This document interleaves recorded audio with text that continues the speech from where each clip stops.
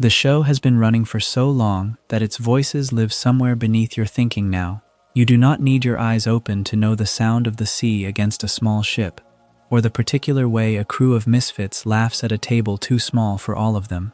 There is a comfort in returning to a story whose shape you already hold, a story you have followed across hundreds of hours, where nothing that happens tonight can surprise you into wakefulness. You drift in the warm middle place, half here and half gone, and the familiar rhythm carries you the way a tide carries something it has decided to keep. The narration goes on quietly, and you do not have to hold on to any of it, because you already know where the ship is going. Tonight the subject is the one silence at the center of this entire world, the missing 100 years the story has been circling since almost the very beginning.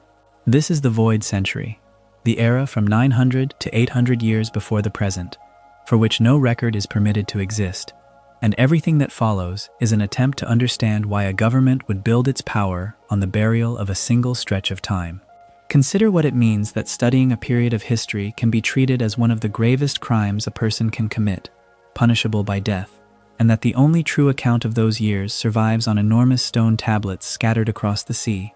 Think of a child on the island of Ohara, already an archaeologist, forbidden from the very question her mother has given her life to answer. You are listening to Mary, and there is nowhere you need to be. Settle into whatever holds you. Let your shoulders come down, and let the light go low. Close your eyes if they are not closed already. Stay as long as you like, and drift whenever you are ready, because the story will keep going softly, and it will still be here.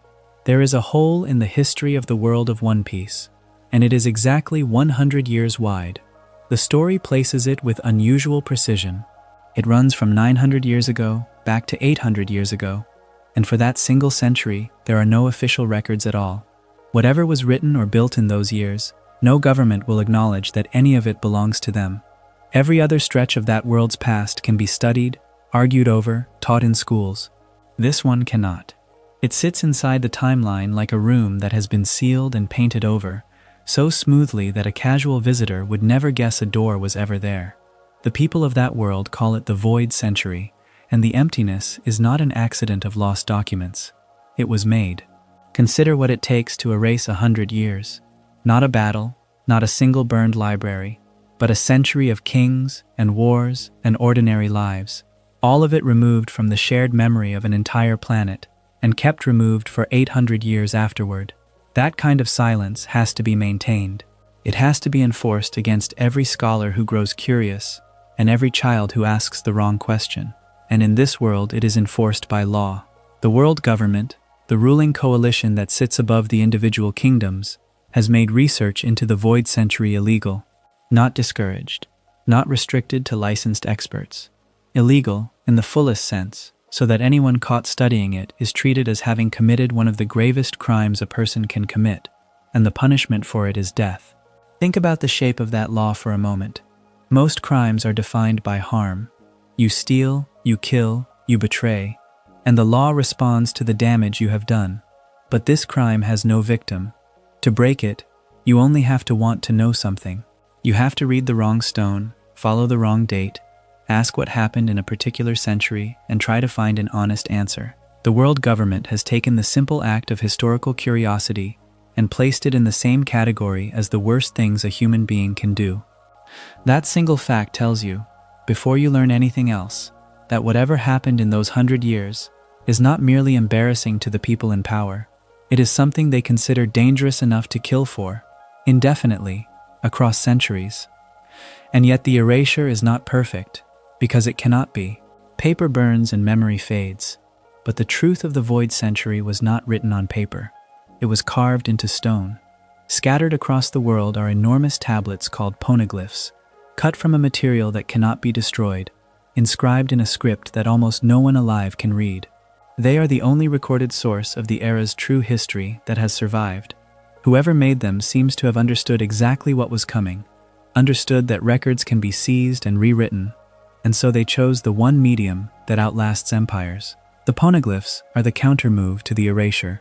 As long as they exist, the sealed room still has a door, even if the key has been lost. This is the frame the entire story hangs inside, and the series does not hand it to you all at once.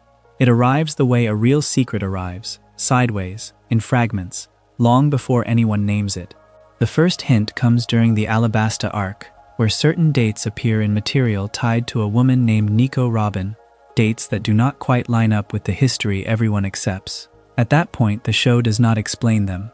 They are just numbers that feel slightly wrong, a seam in the fabric that a careful viewer notices and files away. Only later, through Robin's own past, does the seam open into the full wound. The Void Century is named and explained across the long stretch of story that runs from Alabasta through to Eni's lobby, and it is explained through the life of a single person who was born on the wrong side of that law. Robin is introduced as a child. She is an archaeologist on the island of Ohara, and archaeology on Ohara is not a hobby. Her mother, Nico Olvia, was actively researching the Poneglyphs and the Void Century, doing precisely the thing the world government has forbidden. So Robin grows up inside a community of scholars whose central work is the one form of knowledge the law says may cost them their lives. Picture a child who reads and digs and studies as naturally as breathing, whose gift is understanding the past, born into the one field on earth where being good at your work is treated as a crime. Her talent and her danger are the same thing. There is no version of Robin who is both true to herself and safe. The adults around her understand this in a way she does not yet. The head archaeologist of Ohara, Professor Clover, forbids Robin from studying the Void Century, and here the show does something quietly devastating. Robin earns her certification. She becomes an official archaeologist, recognized, credentialed, one of them. And even after that, even with the title she wanted, Clover still forbids her to touch the era at the center of everything the island studies. None of this is a lack of respect for her ability. Quite the opposite. He knows exactly what her ability would lead her toward, and he is trying to keep the door shut for her sake, the way you might refuse to teach a child the one thing they most want to learn, because learning it would mark them for death. The prohibition inside Ohara mirrors the prohibition of the whole world. Even among the people breaking the law, the deepest part of the law is honored, out of fear for the young. The fear turns out to be entirely justified. Because Ohara's scholars were studying poneglyphs, the world government destroyed the entire island. Not arrested the researchers, not shut down the library, destroyed the island and killed its population, using something called a buster call, a coordinated and overwhelming naval strike that leaves nothing standing. The anime gives the episode a title that leans hard into the word tragedy, and that word is doing careful work there. A tragedy is not a random disaster. It is a doom that follows from who people are and what they choose. The scholars of Ohara chose to seek that buried truth, knowing the law, and the law arrived exactly as written. An entire island of libraries and homes and human beings, erased, to protect the same silence that swallowed the century in the first place. The method matches the crime. They study an erased 100 years, so they themselves are erased. Out of all of it, one person walks away. Nico Robin is the sole survivor of the Ohara Buster Call. Hold that fact next to the one about the sealed century, and the design of the whole story becomes visible. 100 years were made to vanish. An island that tried to recover them was made to vanish too, but not completely, because a child lived the way the Poneglyphs lived, the one thing the erasers could not quite reach. Robin becomes, in her own body, what the stone tablets are in the world. She is a surviving record. She carries forward the exact knowledge the world government spent an island's worth of lives trying to bury, and she carries the trauma of watching that burial happen. When the series finally explains the Void Century to you, it does so through her, and that is not a narrative convenience. It is the point. The forbidden history and the person forbidden to know it are the same story told twice. Now stand back from Robin and ask the question the law is designed to prevent you from asking. What is being hidden? The world government offers an answer, and it is worth taking seriously even if you do not believe it. Their stated justification for banning all study of the era is to keep information about its ancient weapons from resurfacing. In other words, they claim the century contains the knowledge of weapons so terrible that the safest thing to do with the whole 100 years is to seal it entirely, on the theory that you cannot rebuild a doomsday device if no one is permitted to remember it existed. It is a justification built on protection. Trust us, it says. The silence keeps you safe. But the story's own canon, confirmed later, gives that silence a very different color. During the Void Century, an alliance of 20 kingdoms fought and overthrew an earlier civilization, one the story calls the Great Kingdom. The victors did not simply win. The rulers of those 20 kingdoms went on to found the world government itself, relocating to a holy land called Mary Geoz, and remaking themselves as the world nobles, the celestial dragons who sit at the top of that world to this day. Look at what that means. The people who forbid the study of the Void Century are the descendants of the people who won the war that the Void Century contains. The law is not a neutral safety measure. It is the winners of a hidden war deciding that the war must stay hidden forever, because the truth of how they came to power is written into the very century they have erased. The weapons may be real, the motive is older and simpler. Even the founding was not unanimous, and the story preserves that dissent as a thread. One of the 20 founding rulers refused to hand over her nation's symbolic weapon at what the story calls the empty throne. She is later identified as an ancestor of the Nefertari royal family that still rules Alabasta in the present day, which means the one kingdom that kept its refusal alive is a kingdom the audience has already met, long before learning what its refusal meant. A single act of holding back 800 years ago, still echoing quietly in a present-day palace. There is a second thread as well, the one that turns the whole mystery from a wound into an invitation. Goldie. Roger, the pirate whose death opens the entire series, reached the final island at the end of the world, the place later named Laugh Tale. To read what waited there, he needed help, because the Poneglyphs are written in a script almost no one can decipher, so he recruited a man named Kozuki Oden, who could translate them. With Oden reading, Roger and his crew were able to learn the complete history of the Void Century, the whole sealed century recovered at last, along with a treasure left by someone called Joy Boy. Consider how the show tells you they reacted. Roger named the island Laugh Tale because he and his crew burst out laughing when they learned the truth and found what was waiting. Not wept, not raged, laughed. A century built on death and erasure and a capital law, and the men who finally uncovered it responded with laughter. That single, strange detail is the hook the rest of the series hangs on. Whatever is inside the sealed room, it is not only terrible, it is something that made the freest people in the world laugh out loud, and you are left, in the dark, wanting to know why. There is a kind of object in this story that refuses to behave the way objects are supposed to behave. Fire does not touch it. Explosions leave it unmarked.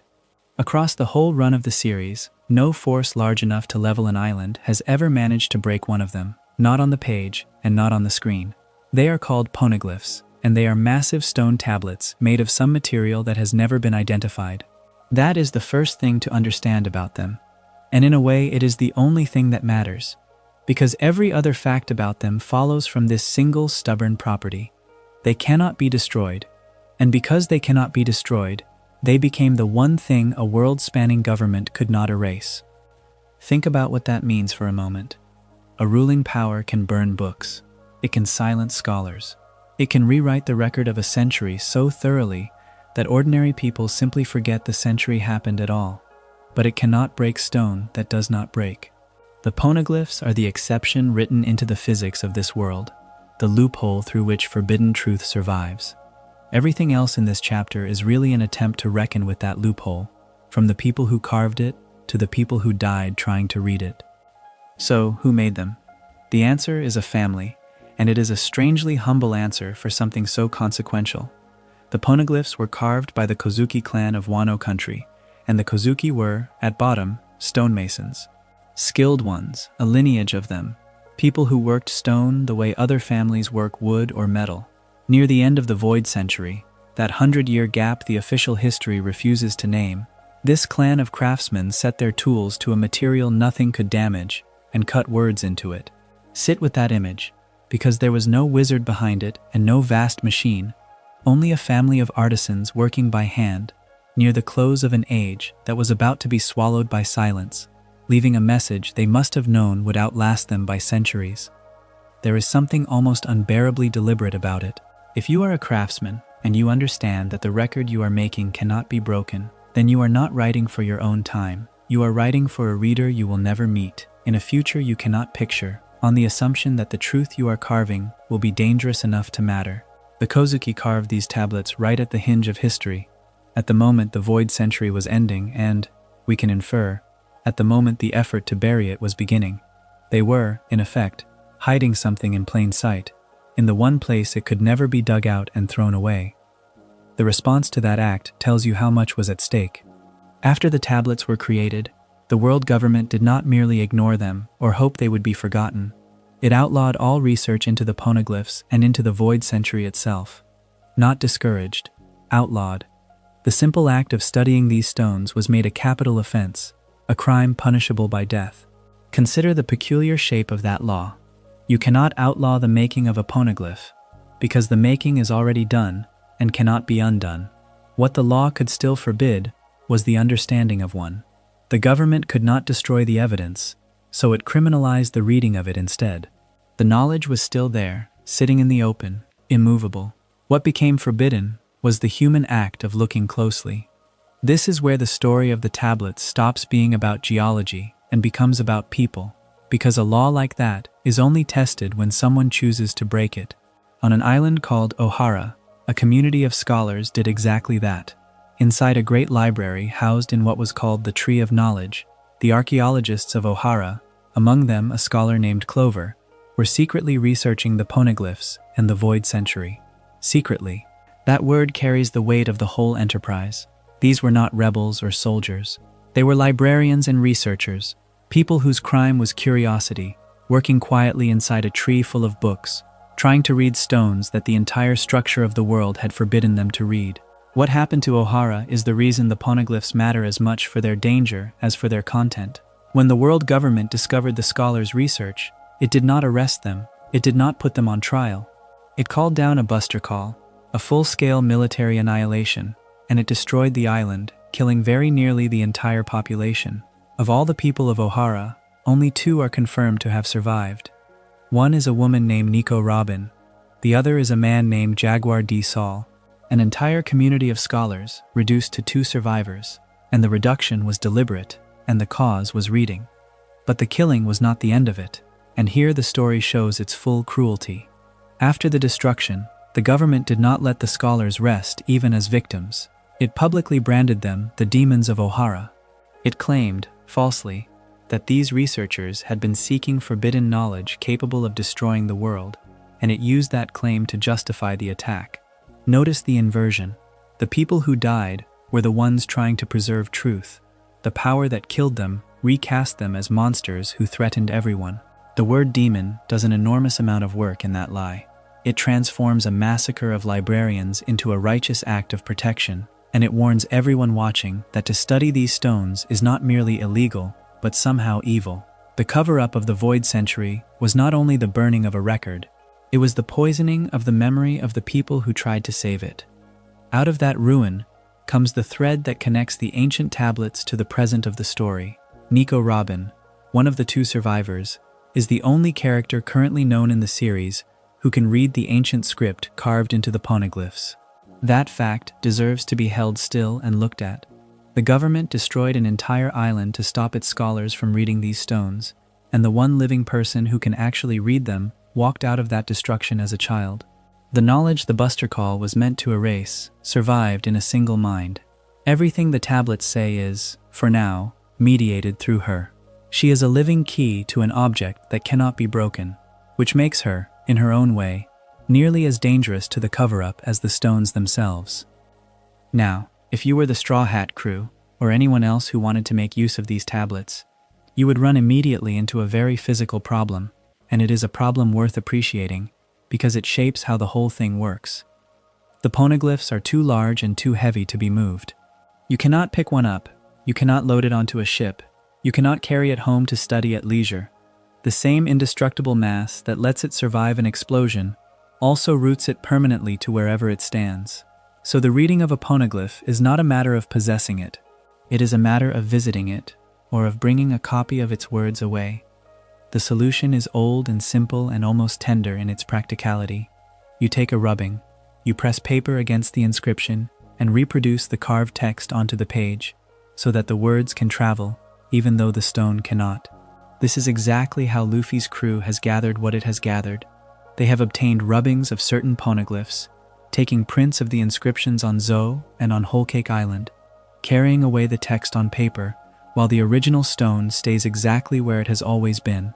There is a nice symmetry to this. The government could not remove the stones to destroy them. The crew cannot remove the stones to study them. Both sides are defeated by the same immovability, and both are forced to work around it, one by criminalizing the reading, the other by copying the words. Not all poneglyphs say the same kind of thing, and the categories matter for understanding what the crew is actually assembling. There are 3 known types. The first are the historical poneglyphs, which record the history of the world, the buried account of what actually happened. The second are the instructional poneglyphs, which do not tell history themselves, but give the locations of other poneglyphs, functioning as a kind of index scattered across the world. And the third are the road poneglyphs, which are different in purpose and, strikingly, different in appearance. A road poneglyph gives coordinates. Together, they point toward a single destination, the final island of the Grand Line, a place called Laugh Tale.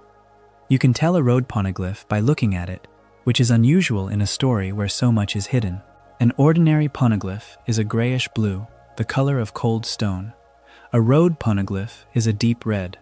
The color is not decoration, it is a signal, a way of marking these particular tablets out as the ones that matter most to anyone trying to reach the end of the world.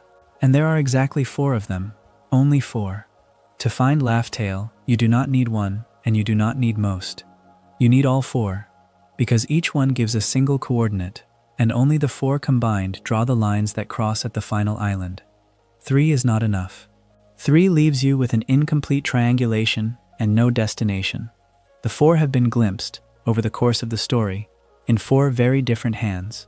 One rests on Zu, carried on the back of a colossal creature, set upon the whale tree in a place called Mokomo Dukedom. One sat in a treasure room on Whole Cake Island, in the hoard of the pirate called Big Mom. One was held on Onigashima, in the possession of the beast called Kaido, and the 4th was seen in the flower capital region of Wano, during the era of Roger and Oden, the generation before the current one. 4 tablets, 4 powers, 4 corners of the world, and the deep red stone that ties them together into a single route that no one of them alone could follow. There is one more assembly, larger and stranger, and it belongs to the historical poneglyphs rather than the road ones. Somewhere among all the tablets of history there is a set of 9, and these 9 are meant to be read together. When they are gathered and read as one, they form something called the Rio Poneglyph, and the Rio Poneglyph is said to reveal the true and complete history of the world, not a fragment, not one buried chapter, the whole of it, the entire void century and everything the cover-up was built to hide, reconstructed from 9 indestructible stones by the one person alive who can read them. That is the shape of the promise the tablets hold, waiting, patient, uncrackable. Step back and look at what all of these facts, taken together, actually describe. A government erased a century. It removed those 100 years from the official history so completely that most of the world does not know they are missing, but it could not touch the stones. And so the poneglyphs remain the only surviving physical record the void century left behind, the sole material evidence that the erased time ever existed at all. Everything else about that century is absence, a hole where 100 years should be. The tablets are the edges of that hole, the one place the truth was written down in a hand that could not be wiped away. That, in the end, is why these objects sit so heavily at the center of the whole story. They are not weapons, and they are not treasure, whatever the pirates chasing them may think. They are a message left by a family of craftsmen at the moment the lights were going out, carved into the one material in the world that would still be standing when someone finally came to read it. The cover-up burned everything it could reach. What it could not reach still waits, grayish blue and deep red, scattered across the sea, holding the history that 100 years of silence was built to keep buried. There is a phrase that One Piece returns to with a strange formality, and it is worth sitting with before anything else. The first 20. Not the first empire, not the first kings, but a number, held together by a definite article, as though the count itself were the thing being remembered. About 800 years ago, 20 royal families bound themselves into a single military alliance. They did not do this to expand a border or settle a feud between neighbors. They did it to bring down one kingdom, a kingdom the surviving records call the Great Kingdom, and the man who ruled it at the time carries a title that has since become the largest word in the entire story: Joy Boy, history's first pirate. Consider what that ordering means.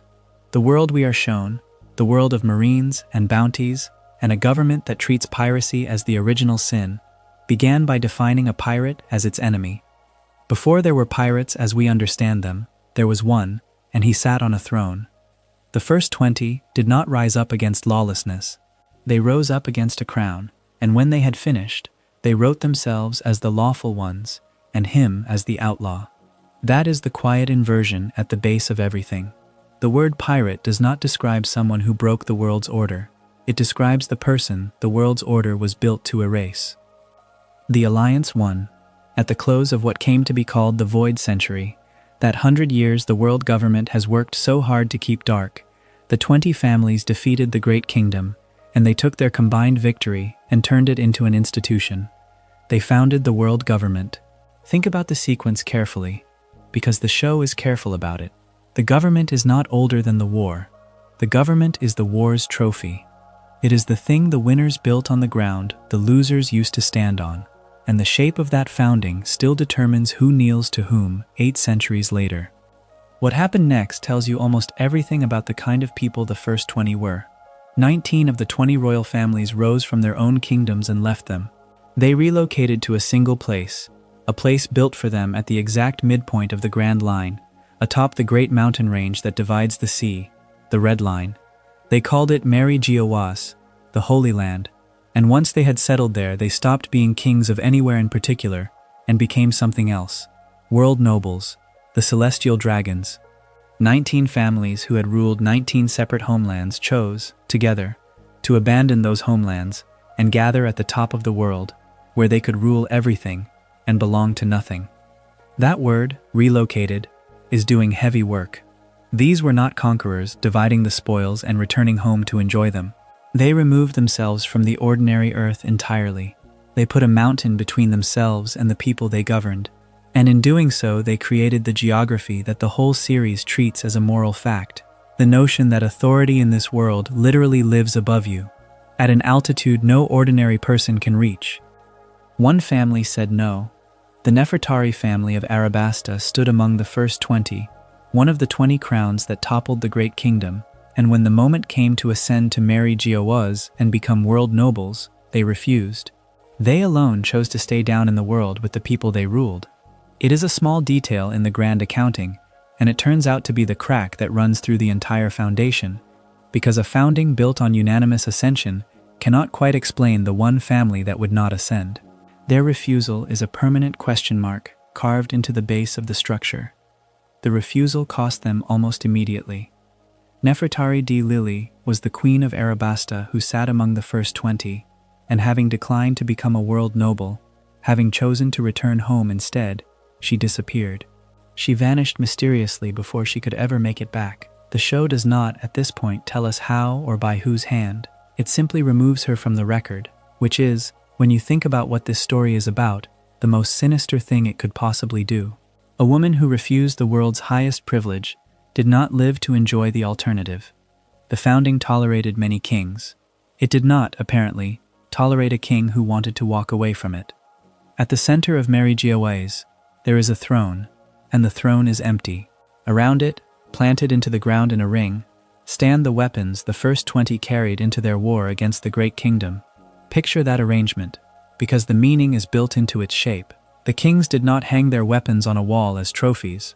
They drove them into the earth, in a circle, surrounding a seat that no one sits in. It is an oath, rendered in steel. Each weapon is a signature. Each blade planted point down is a promise that the war is over and that the one who carried it has laid it to rest here, in the same ground, at the same height as all the others. The empty throne says the thing the weapons only imply. It represents the founding vow that all 20 kings are equal in authority, that no single one of them stands above the rest, and that no dictator will ever rise among them. The throne is empty on purpose. Its emptiness is the whole point. A filled throne would mean a king of kings, a master, a return to exactly the kind of singular rule they had just spent a war destroying. So they left it vacant, and encircled it with their oath, and the vacancy became the founding principle. No one sits here. No one ever will. We are 20, and we are equal, and the seat at our center belongs to no one. Count the weapons now, though. There are 19. Only 19 weapons remain planted around the empty throne, because when the Nefertari family refused to relocate to marry Giawaz, their weapon was pulled from the ground and taken away. Their signature was erased from the oath, and this is where the symbol turns cold, because the ring of weapons was supposed to represent equality, 20 peers, each with an equal place, and the moment one family exercised the freedom that equality should have guaranteed, the freedom to decline, their mark was simply removed. The circle closed over the gap as if they had never been there. An oath of equality that cannot survive one member choosing differently was never really an oath of equality. It was a loyalty test wearing the costume of one. Then comes the fact that unmakes the entire arrangement. The throne is not empty. Someone occupies it. A figure the story names Im holds that seat, and Im possesses sovereign authority over the whole world government. Authority so absolute that even the 5 elders, the Gorosei, the men the world believes to be its highest power, must answer to it. Everything the world thinks it understands about who rules it is wrong by one level. Above the Marines are the world nobles.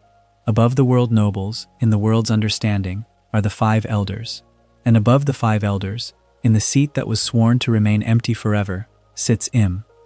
Sit with the scale of that deception. The empty throne is the founding promise that no dictator will ever rule. Im is a dictator ruling from the empty throne. The single most sacred symbol of shared power in this world is, in truth, occupied by the one thing it was built to prevent. And the founding oath now functions as its perfect disguise, because who would look for a tyrant on a chair everyone has been taught is empty? The lie is not hidden beside the truth. The lie is the truth, hollowed out and worn from the inside. The concealment goes further still. Im's existence is kept secret even from most of the world government's own administration. The people who serve this power, who enforce its laws and carry its flag across every sea, do not know who they ultimately serve. The secret is not merely kept from the world's enemies, it is kept from the world's own instruments. An institution founded on the promise of no single ruler is, in fact, ruled by a single figure whom almost none of its own members are permitted to know exists. When the founding principle and the founding reality are exact opposites, the gap between them has to be defended somehow, and the way this government defends it is the darkest thread in the whole design. Around the same time the Alliance was making its war, roughly 800 years ago, another family was doing the opposite of forgetting. The Kozuki family of Wano built the Poneglyphs, stone tablets made to be indestructible, and they carved history into them. Not just any history, they recorded precisely the history that the coming world government intended to erase. Understand the timing of that, because it is deliberate. The Kozuki did not preserve the record after the erasure began. They saw the erasure coming and built against it in advance. They knew, while the winners were still planting their weapons around the throne, that the winners meant to delete the story, and so they wrote it into the one material that deletion could not touch and scattered it across the world. The government's answer to memory is not correction, it is death. Under the world government, investigating the void century or simply possessing knowledge of it is treated as a crime punishable by death, and the punishment scales all the way up to the erasure of entire nations, not the arrest of a scholar, not the banning of a book, the erasure of a nation. This is the mechanism that keeps the gap between the empty throne and its occupant from ever being seen. A government founded on a hidden inversion must make the discovery of that inversion the ultimate crime, because the crime is not treason against the state. The crime is remembering what the state was built on. The clearest proof of how far that will go arrived in the record as the Ohara incident. Ohara was an island of scholars, and its scholars used the Poneglyphs, the Kozuki family's indestructible tablets, to research the void century. For that, and only that, the world government ordered a buster call, the concentrated military destruction the story reserves for the erasure of a place from the map, and it fell on Ohara and killed nearly all of them. An island of people whose only weapon was reading was wiped out for reading the wrong thing. And it tells you that the death penalty attached to the void century is not a deterrent kept in a drawer. It is a policy that has been carried out, on a whole population within living memory. One person survived. Nico Robin walked out of the ruin of Ohara as its sole survivor, and she carried out of it the one thing the government most wanted buried: the ability to read the ancient script of the Poneglyphs. She is one of the only people left alive who can hold the two facts against each other, and the government's terror becomes legible. The tablets were built to be indestructible, so the record cannot be destroyed. It can only be kept unreadable, and a single living person who can read it is therefore, to a government whose entire legitimacy depends on the past staying dark, more dangerous than any army. Robin is not hunted because she is powerful in the ordinary sense. She is hunted because she can turn stone back into speech. Which brings the whole 800 years forward into a single room, and closes the circle that began with the family who said no. King Cobra of Arabasta, a descendant of that lone family who refused to ascend, stood in the throne room of Mary Geoise and confronted the 5 elders directly about the fate of his ancestor, Nefertari Lili, the queen who had vanished before she could return home. He came all the way to Mary Geoise to ask what had happened to the one member of the first 20 who chose to leave. He came for the answer that had been missing for 8 centuries. He received it in the most literal possible way. In the moment recorded as chapter 1085, Cobra recited aloud the contents of a letter written by Nefertari Lili, and in front of the empty throne itself, killed him. The oldest question in the story, asked out loud in the presence of its answer, was met not with words, but with an execution, delivered by the figure who is not supposed to exist, from the seat that is supposed to be empty. Lili refused, and vanished. Her descendant asked why, and died. The founding did not merely fail to protect the family who declined it. Across 800 years, twice, it silenced them at the exact point where they came closest to speaking. And there was a witness. Sabo saw Cobra murdered, and he tried to intervene, and for that the world government did to him what it does to every inconvenient truth. It rewrote him. Sabo was framed for killing King Cobra, the very man he had tried to save, cast as the murderer of the person he watched destroy. Notice that this is the same machine that erased the Void Century, working now in real time, in front of us, on an event we have just seen with our own eyes. The government did not only bury the past, it manufactures the present with the same tools. A witness to the truth becomes, in the official record, its perpetrator. And the pattern that began by turning the first king into the first pirate turns a rescuer into an assassin, 800 years later, without missing a beat. The lie at the founding was never a single event. It is a method, and it is still running. There is a particular kind of fear that does not announce itself with a face. It arrives instead as a procedure, a set of standing orders, a chain of authority that can be handed from one person to another like a key. The Buster Call is that kind of fear. To understand what happened to Ohara, you have to set aside for a moment the image of a girl on a boat and the memory of a burning tree, because those images belong to the grief of the story, and the grief has been told many times. What has been told less often is the machinery, and the machinery is the point.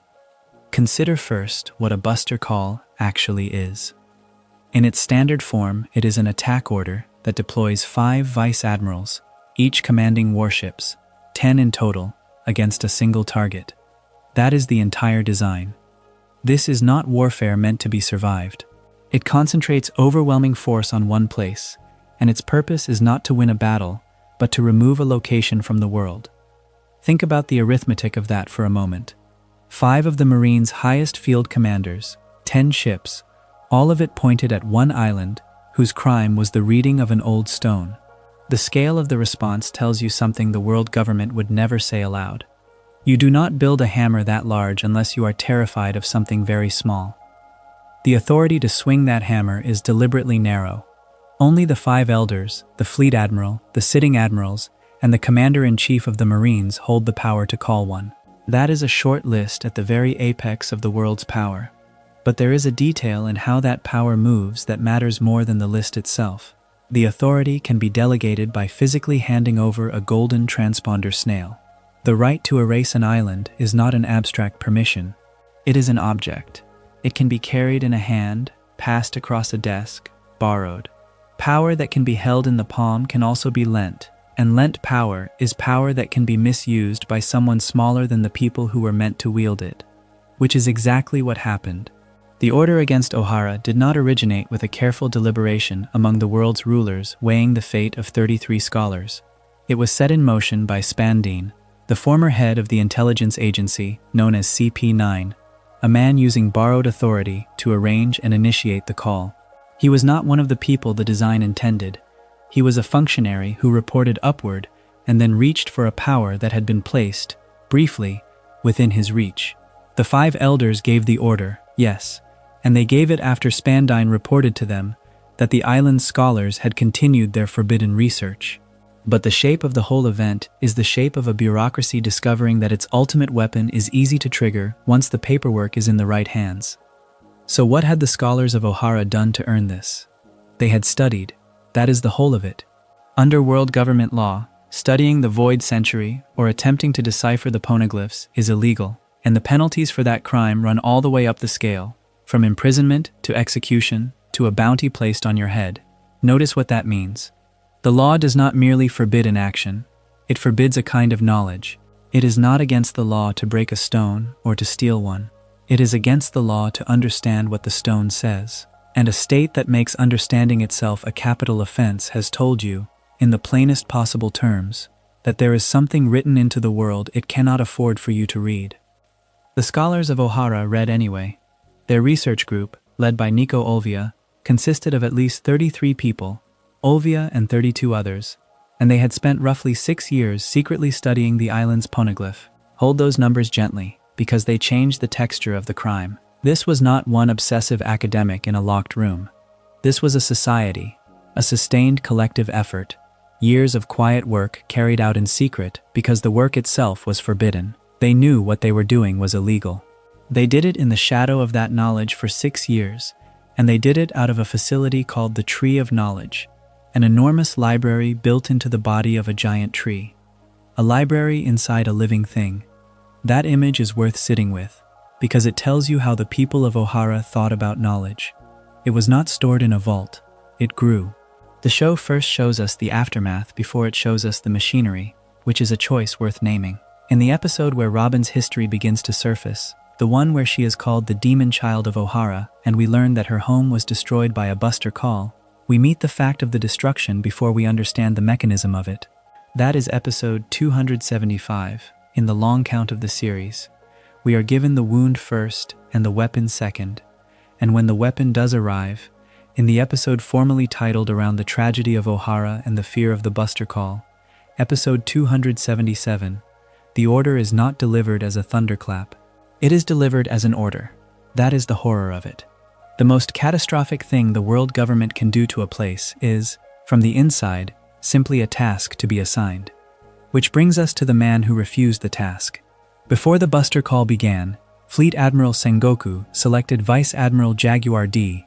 Saul to be one of the 5 vice admirals assigned to lead the attack on Ohara.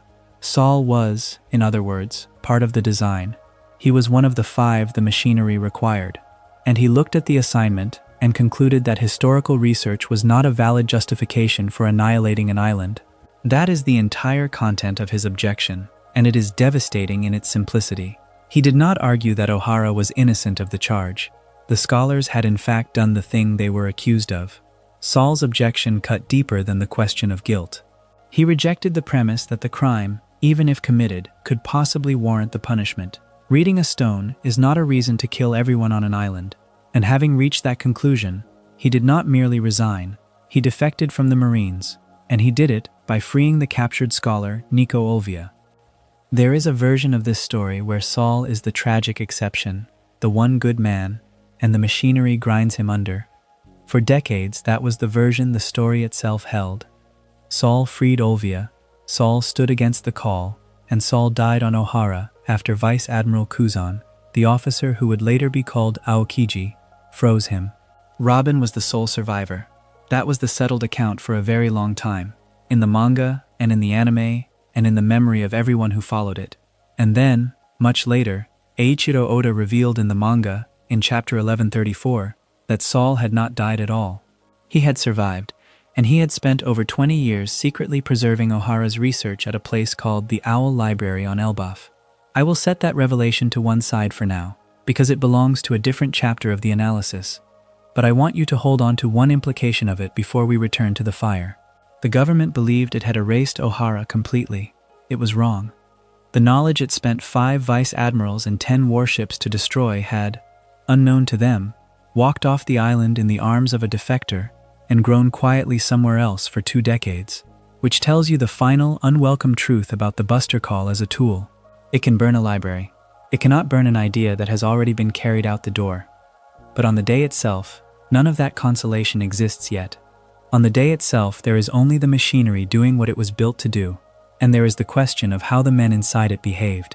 This is where the massacre stops being a policy and becomes a set of individual choices, and where the show draws its sharpest line.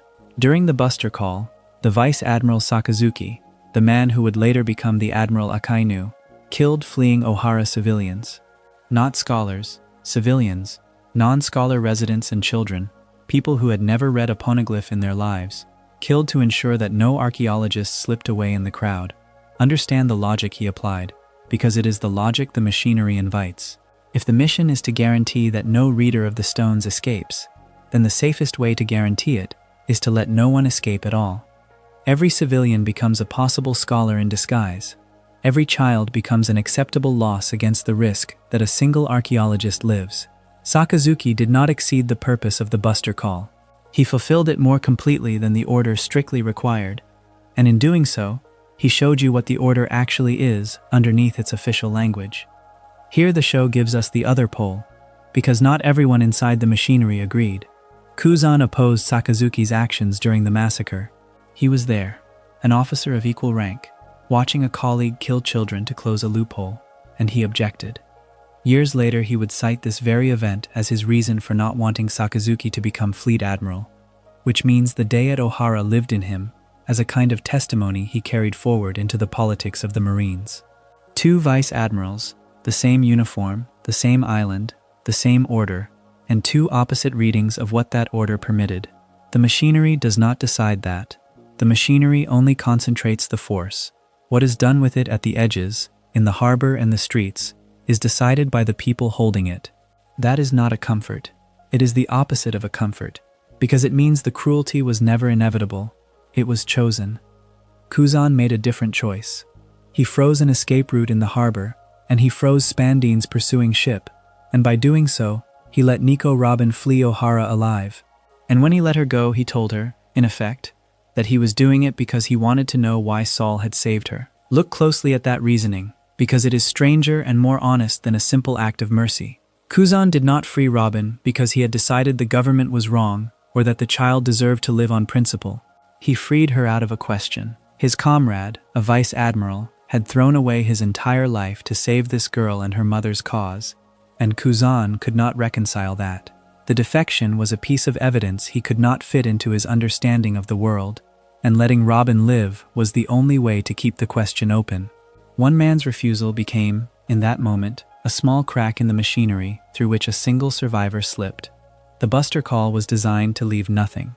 It failed at that by exactly one person, and it failed because 2 vice admirals inside it declined to be only instruments. The arc carries this forward into the episode that covers Olvia entrusting Robin to Saul before the destruction. Episode 278, the one whose title turns on the plea to want to live and the insistence that they are friends.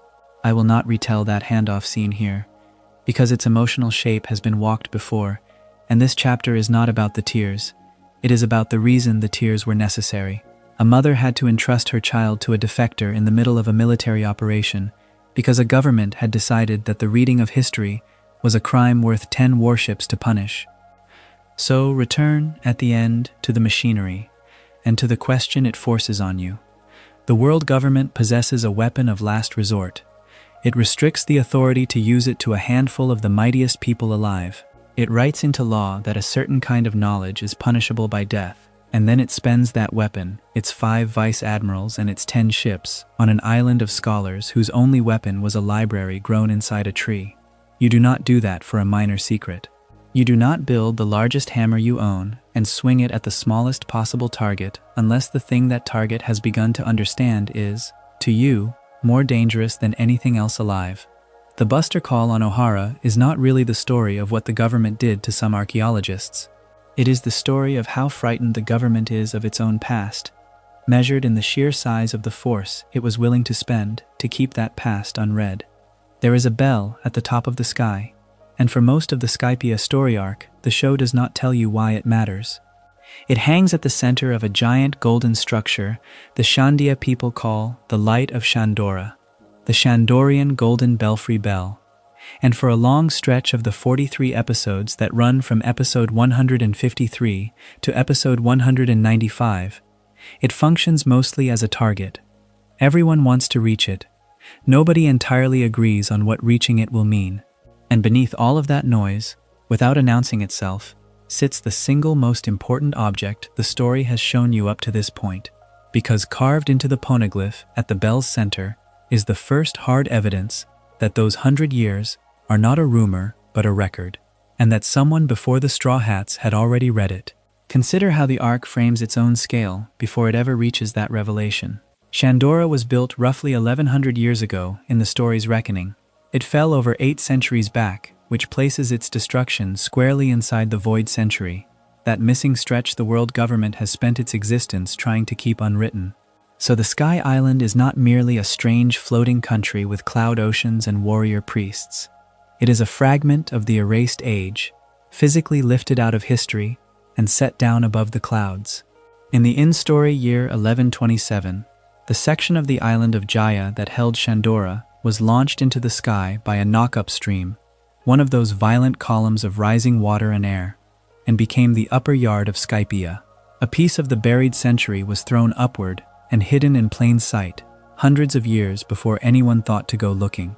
That detail is worth sitting with, because it reframes the whole geography. The world government buries the Void Century by controlling what can be spoken and taught on the surface of the world. But Shandora removed itself from that reach entirely. It went up. Whatever it knew, it took with it, above the reach of governments and libraries and the men who decide which stories are permitted. The poneglyph inside the Golden Bell survived not because anyone protected it, but because the accident of a knock-up stream carried it somewhere no one thought to censor. Before the show can reach the bell, though, it spends a great deal of its patience on a much smaller and more human story, and that story is the reason the revelation lands the way it does.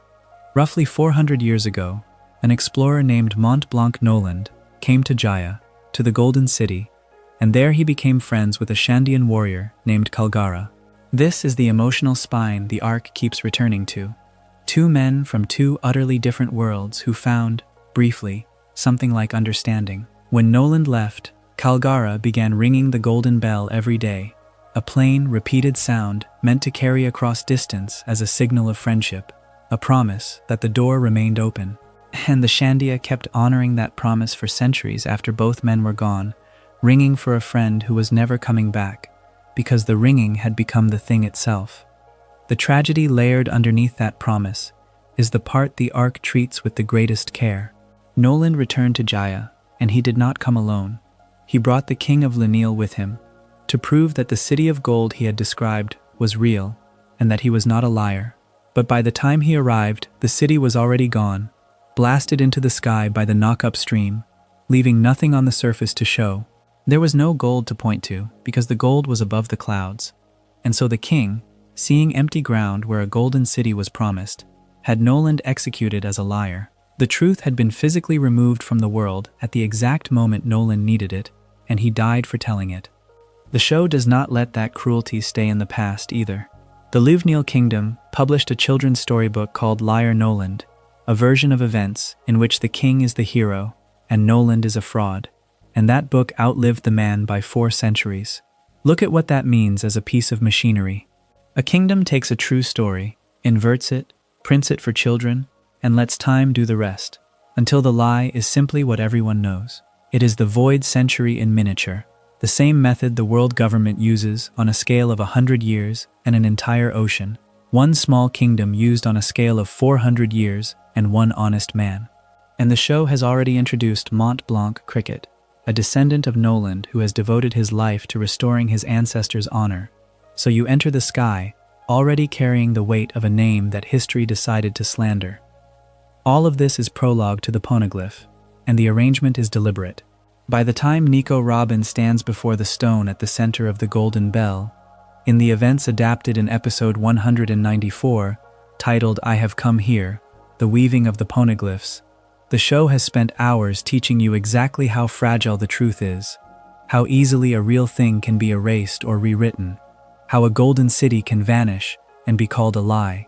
And then Robin reads the stone, and the truth turns out to have been waiting there the whole time, unerased, above the reach of the men who erase things.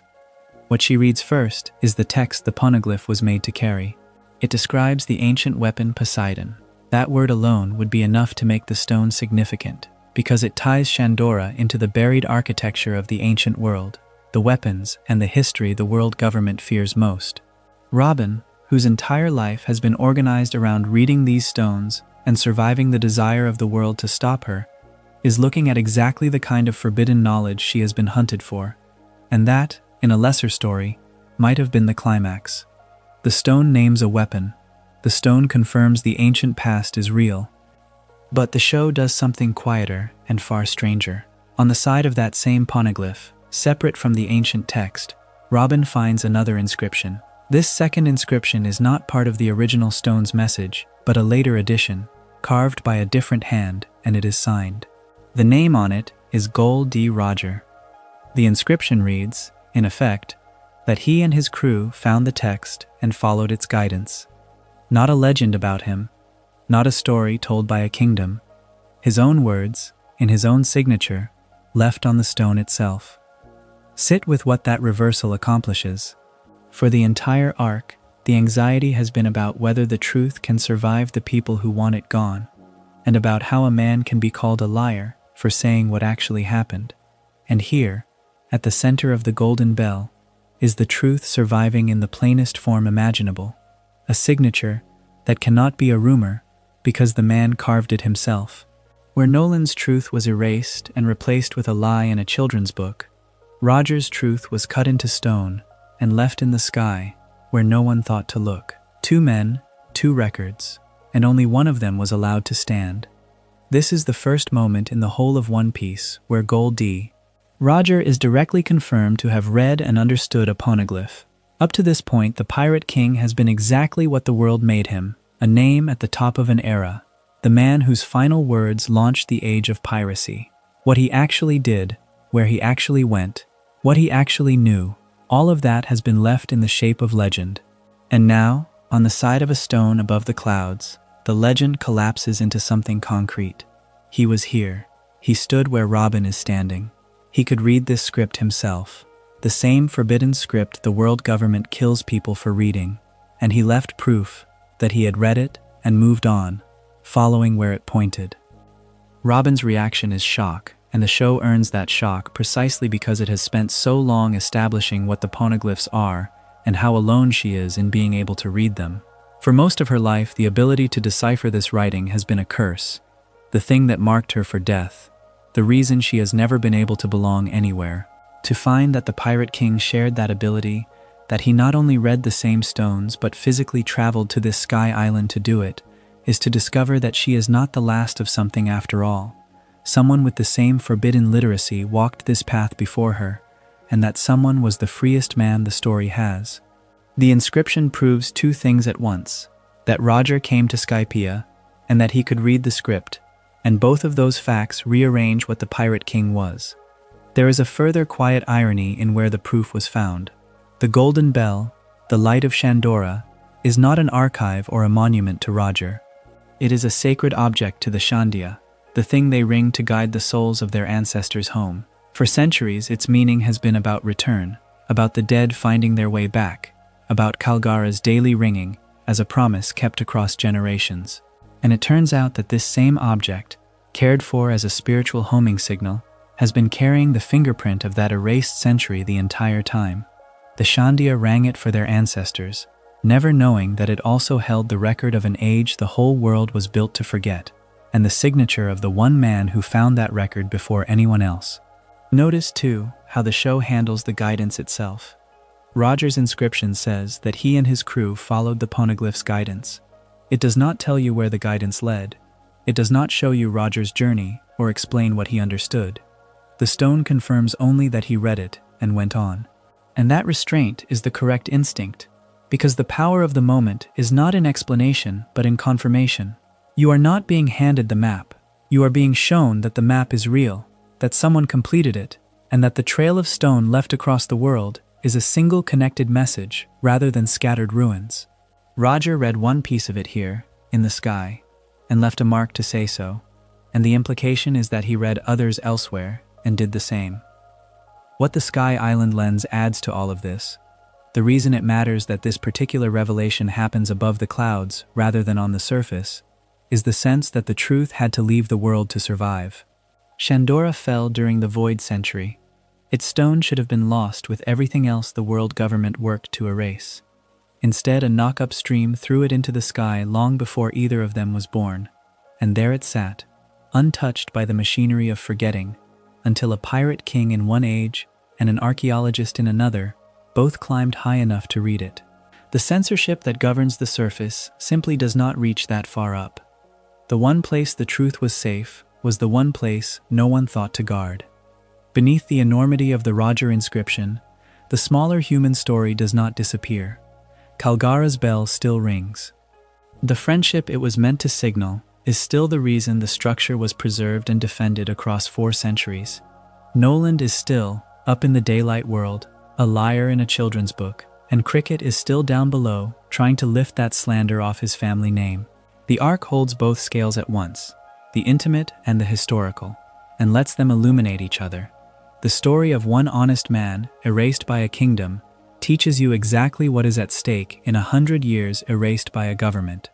And the survival of one stone in the sky, carrying both a name from the ancient world and a signature from the pirate king, tells you that the erasing, however thorough, was never quite complete. That is what makes this the first real clue rather than another legend. Everything before it about the Void Century has been absence, the shape of what is missing, the silence where a century should be.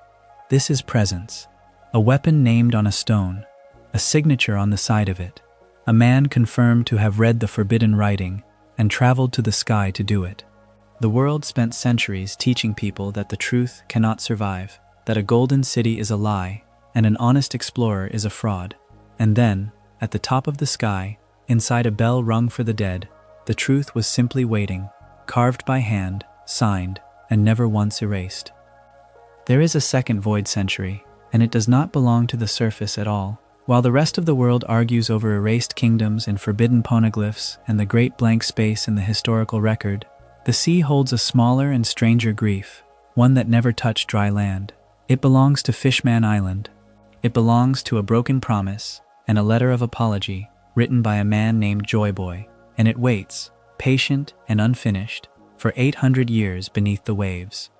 This chapter is about that thread, and only that thread, because the undersea kingdom carries a wound the surface has forgotten it ever caused. Consider where Nico Robin first hears the name at all. It is not in a ruin above the waves, not in some crumbling library of the enemy, but on the seafloor, in a place called the Sea Forest, reading a poneglyph, the way she has learned to read them over a lifetime of loss. This is chapter 628 of the manga, and the name that surfaces from the stone is Joyboy. Think about how quietly that arrives. A figure who will come to loom over the entire mythology of the story, enters it as a signature on an apology. Robin, who has spent her whole life chasing the true history of the world, finds him not as a conqueror or a king, but as a man who was sorry for something. The poneglyph she reads is a letter, and the letter is an apology.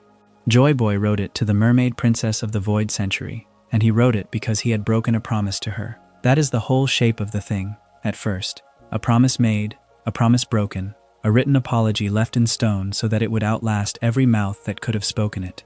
The people who carve into poneglyphs do so because they want a message to survive the deliberate erasure of history, and here that permanence is turned towards something intimate, not a decree, not a warning to future generations about a great war, a personal debt, recorded with the same care one would give to the fate of nations.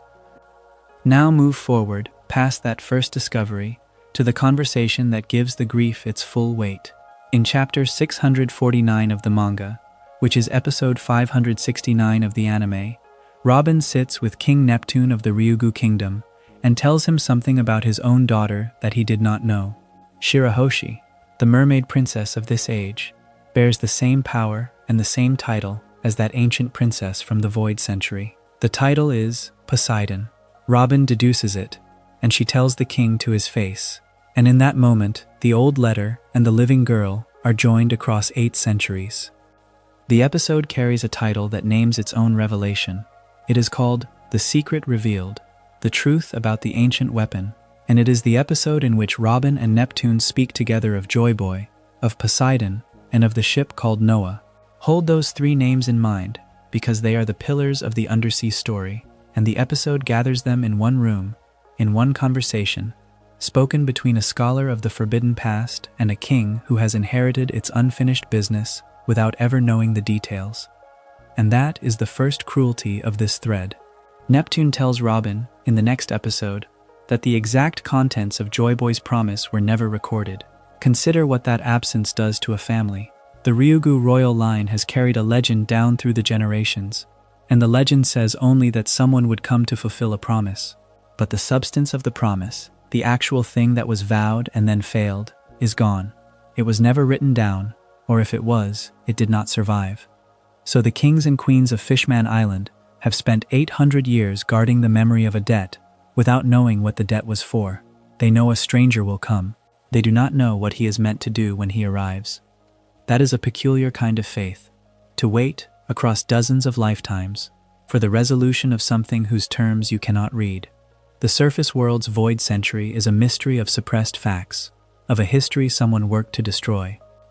The undersea void century is a mystery of lost intimacy, of a promise so personal that only the 2 people who made it ever fully understood it, and both of them died before it could be kept. The letter does contain one thing though, one clear vow among the missing details. Joy Boy wrote that he would return to complete the broken promise 800 years later. That is the shape of the legend that came down through the royal family, the reason the waiting has an endpoint at all. He did not simply apologize and vanish. He named a span of time, 800 years, and he pledged himself against it. And so the Ryugu line does not merely mourn a failure. It counts. It measures the centuries, and it keeps a sacred duty, because the man who failed said, in effect, that his failure was not the end of the matter. To understand what was actually promised, you have to understand what Poseidon is, because the name has misled almost everyone who has heard it. The world speaks of Poseidon as one of the ancient weapons, an object of terrible power like the others. It is not an object. Robin, in that same conversation with Neptune, lays out that there are 3 ancient weapons in all: Pluton, Poseidon, and Uranus, and this is the moment the undersea story connects to the largest secrets of the world. But of those 3, Poseidon is the one that is not a thing at all. It is a title, and it is a power, and it is carried by a person. Specifically, it is carried by a mermaid born once every several centuries, a mermaid with the ability to command and to communicate with the sea kings, the vast and ancient creatures of the deep. Sit with the strangeness of that. A weapon that is also a child, a weapon capable of love and fear and confusion, a weapon that grows up, a weapon that can be a princess with a father who worries about her. The world files Poseidon alongside instruments of mass destruction, and yet Poseidon is a girl who can talk to whales the size of mountains. The ancient princess of the Void Century held this power, and Shirahoshi holds it now, and the gap between what the title sounds like and what it actually is may be the quiet center of the whole undersea tragedy. Because here is what the ancient princess and Joy Boy actually planned to do with that power, and it is not destruction. During the Void Century, the mermaid princess who carried the Poseidon power made a pact with Joy Boy. She would use her ability to command the Sea Kings to help him raise a ship to the surface. The ship is Noah. It was built during the Void Century by the people of Fishman Island themselves, and it carries the nickname, the Ship of Promise. It is enormous, roughly half the size of Fishman Island itself, a vessel scaled not to a voyage but to a people. And why would a whole people build a ship that large? Queen Otohime and King Neptune came to believe that Noah's original purpose was a migration, a mass movement of the citizens of Fishman Island up out of the deep and onto dry land above. That is the promise, or at least the shape the royal family understood it to have. A way out, a way up, an entire nation lifting itself from the crushing dark of the seafloor into the light, carried on a ship too heavy to rise on its own, needing the sea kings and the girl who could speak to them to raise it. The pact between Joy Boy and the ancient Poseidon was the engine of that hope, her power, his promise, and the ship of promise between them. Then something broke. The facts do not tell us what, and the honest thing is to say so plainly, because Neptune himself does not know. The promise failed. Joy Boy wrote his apology into stone, vowed his return across 800 years, and the migration never happened. Noah never rose. The people of Fishman Island remained below, and the ship, that vast unfinished hope, did not disappear. The royal family took its keeping as a sacred duty, holding Noah intact for roughly 800 years, guarding it while they waited for the promise to be fulfilled. Think of that as an object, a ship half the size of your whole country, preserved for 8 centuries, not because it is useful, but because it is a vow made physical. They cannot read the terms of the promise, but they can protect the thing the promise was built around. Now here is where the modern story of Fishman Island turns, and where the ancient thread and the living one finally touch, though not in any way the legend would have predicted. Shirahoshi, before her growth during the fight with the new Fishman pirates, had very little control over the Poseidon power. She did not command the Sea Kings deliberately. She summoned them by accident, when her emotions spiked, and the creatures she called were dangerous. Imagine holding the single most consequential ability in the ocean, and experiencing it only as a thing that happens to you when you are frightened. The ancient princess made a deliberate pact. The modern one, for most of her life, could not even keep her power from lashing out on its own. And so the fulfillment, when it comes, arrives sideways, through fear rather than through mastery. In the climax of the Fishman Island arc, the pirate Vanderdecken drives Noah itself toward the kingdom, turning the ship of promise into a weapon aimed at the very people it was built to save. The sacred object, guarded for 800 years, becomes the instrument of the kingdom's destruction. Luffy meets it the only way he can, tearing the ship apart with a barrage he calls Elephant Gatling, trying to break the vessel before it can crush the island. Consider the terrible irony of that image. A stranger from the surface, unraveling the ship of promise plank by plank, not to fulfill the old vow, but to stop it from killing everyone. The channel's fuller timeline has walked through the mechanics of that battle.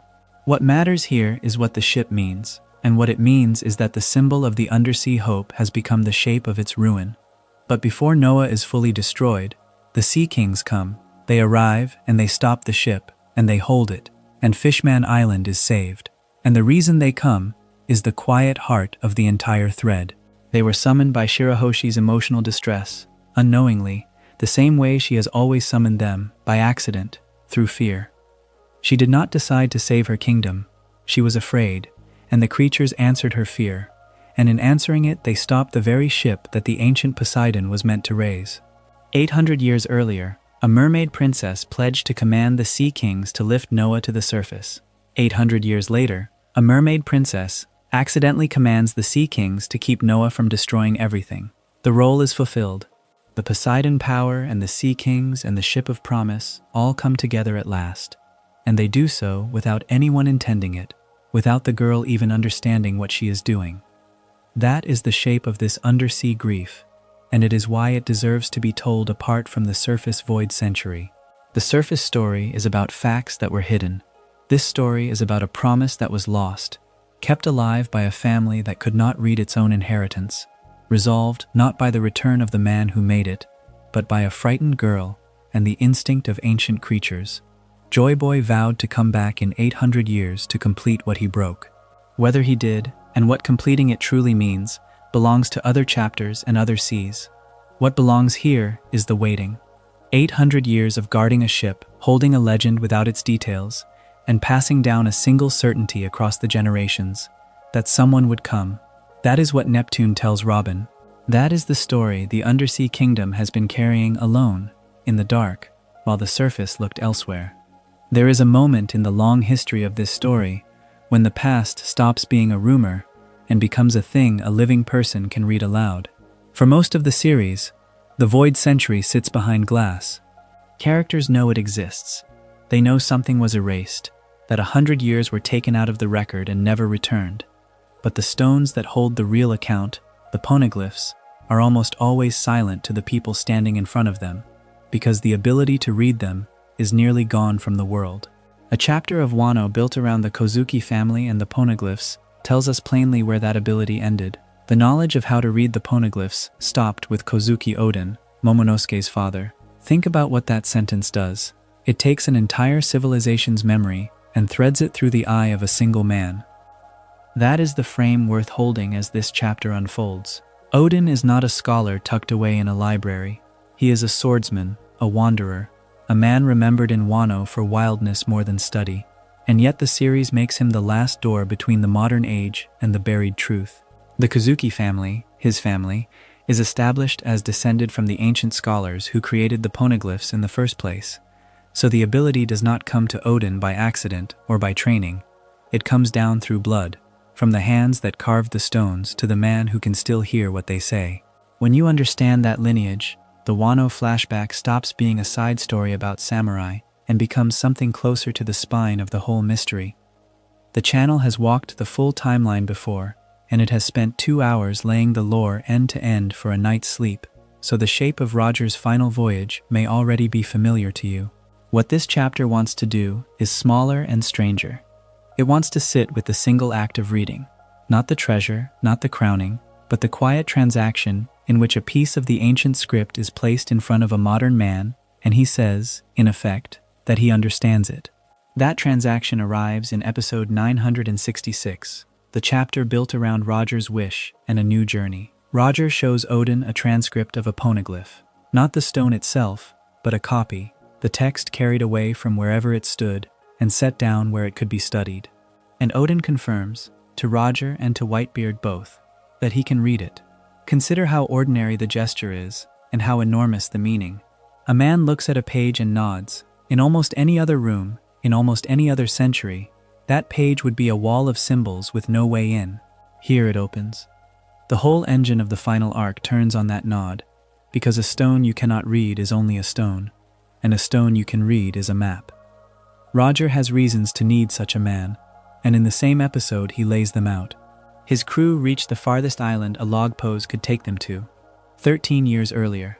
That island is, by most accounts, the furthest point in the new world that a log pose can lead a ship to. Beyond it, Roger says, lies one last island, and the ordinary instruments of navigation cannot reach it. This is where the mechanics of the world become the mechanics of the drama. In One Piece, a normal log pose follows the magnetic pull of the islands, one to the next, all the way across the Grand Line, and that island is where the chain ends. There is no next island for the needle to find, to go beyond it, to reach the last island. You cannot follow a compass at all. You have to read the road poneglyphs, the special stones that point the way, and to read them, you need someone who can hear the ancient script. You need Oden. So Roger asks. He turns to Whitebeard and asks him to lend Oden for 1 year, so that Oden can help decipher the road poneglyphs needed to find the last island. There is something almost domestic in the request, one captain asking another for a loan, as though a man were a tool that could be borrowed and returned. And Whitebeard, at first, refuses. The show does not dress the refusal up. He simply says no. Oden is his, part of his crew, part of his family, in the way Whitebeard understood family, and he does not want to hand him across to a rival for a voyage that may not end well. The refusal matters because it makes what happens next a choice rather than a trade. Oden chooses. He decides to leave the Whitebeard pirates and join the Roger pirates for 1 year, and he does not go alone. He brings his wife Toki, and he brings their children. Picture that for a moment. A man who could read the last language of a dead civilization packs up his family and steps off one great ship onto another, not for treasure, not for a crown, but because there is a set of stones out there that only he can hear, and a captain who is running out of time to find them. The whole future of the world tilts on a private decision made inside a single household. What follows, in the chapter that comes next, titled around devoting his life and Roger's adventure, is a search dressed as a voyage. Oden travels with the Roger pirates, and the places they pass through are names that later generations of pirates will treat as legend. They go to Skypea, the island in the sky. They go to Water 7. They pass through the Sabati archipelago. They reach Fishman Island, far below the surface. And through all of it, the crew is not sightseeing. They are searching for poneglyphs.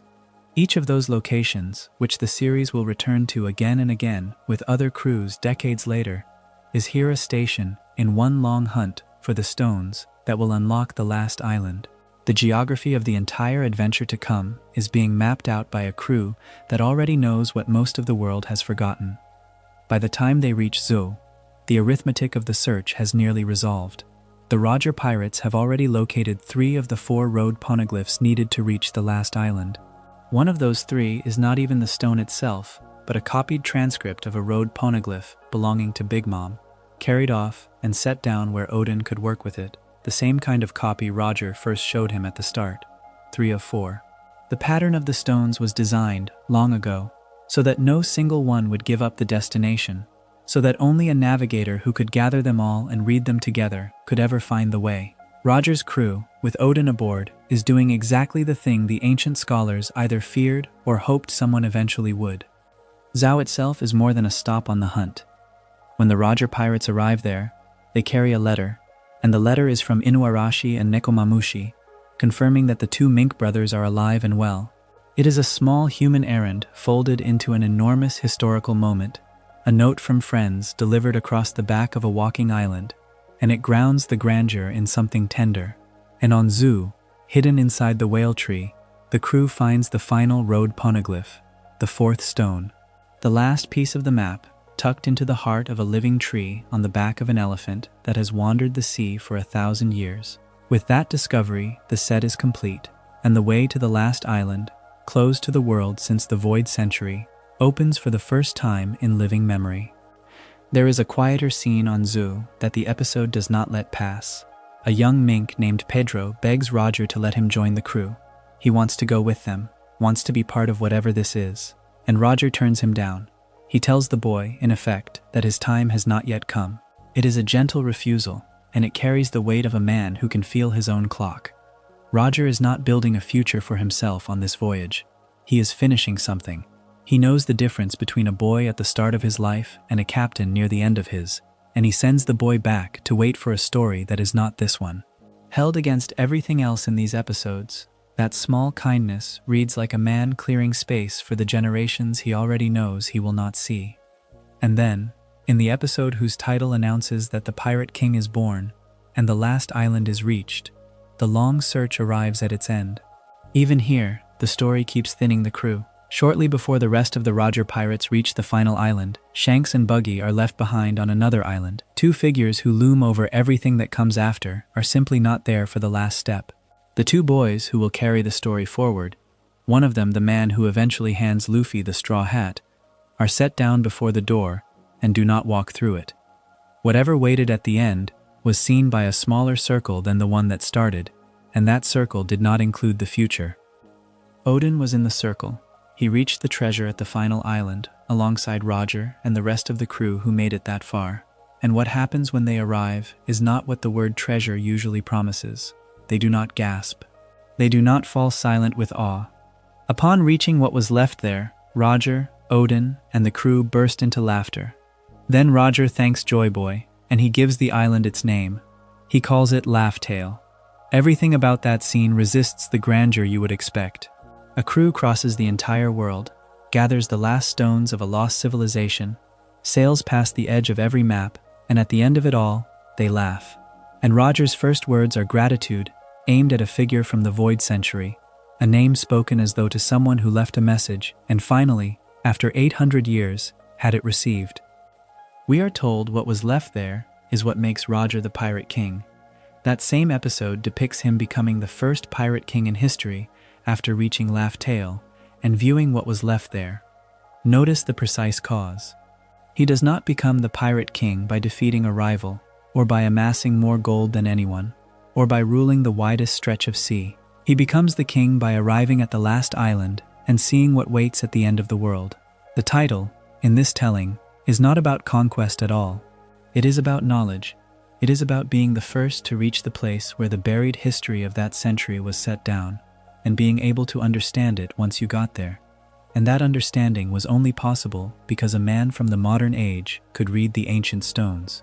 Which returns us to Oden and to the strange, quiet privilege of his position. Of everyone on that final beach, he was among the very few who could not only see the message but hear the world it came from. By most accounts, Oden could hear the voice of all things, the same ability Roger held, the sense that let him perceive things such as the cries of the sea kings. Two men on that voyage shared a way of listening that almost no one else in the world possessed, and it is not an accident that they are the two the story keeps binding together. The voice of all things is the thread that runs from the scholars who carved the Poneglyphs, through whatever Joy Boy was, to Roger and Oden standing on the last island and laughing at what they found. To read the stones is one thing, to hear the voice behind them is another, and Oden could do both. Set the two facts side by side and the shape of the chapter becomes clear.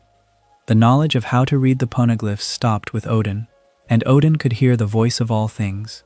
He was, at that moment on Laugh Tale, one of the last complete instruments the ancient world had left, a man who could both decode the script and feel the meaning under it. When he dies, and the earlier chapters of this story have already told us he does, something more than a man is lost. A channel closes. The void century, which had briefly become legible again through him, slides back behind its glass. The whole tragedy of the later series, the frantic hunt for anyone who can read a single stone, follows from this one closing door. What lingers, when you hold these episodes together in the dark, is how small the human machinery of it all was. Not a war, not a prophecy fulfilled in fire. A captain shows another captain's swordsman a page. The swordsman nods. A wife and 2 children pack their things and change ships.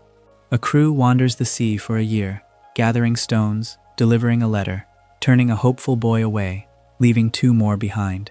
And at the end, a handful of people stand where no one had stood in 800 years, and instead of weeping, they laugh, and one of them says thank you to a ghost. The last real brush with void century knowledge in the modern age looks, from the inside, almost gentle. It is a man reading, and a friend listening, and an island given a name that admits the joke was there all along, waiting for someone able to hear it.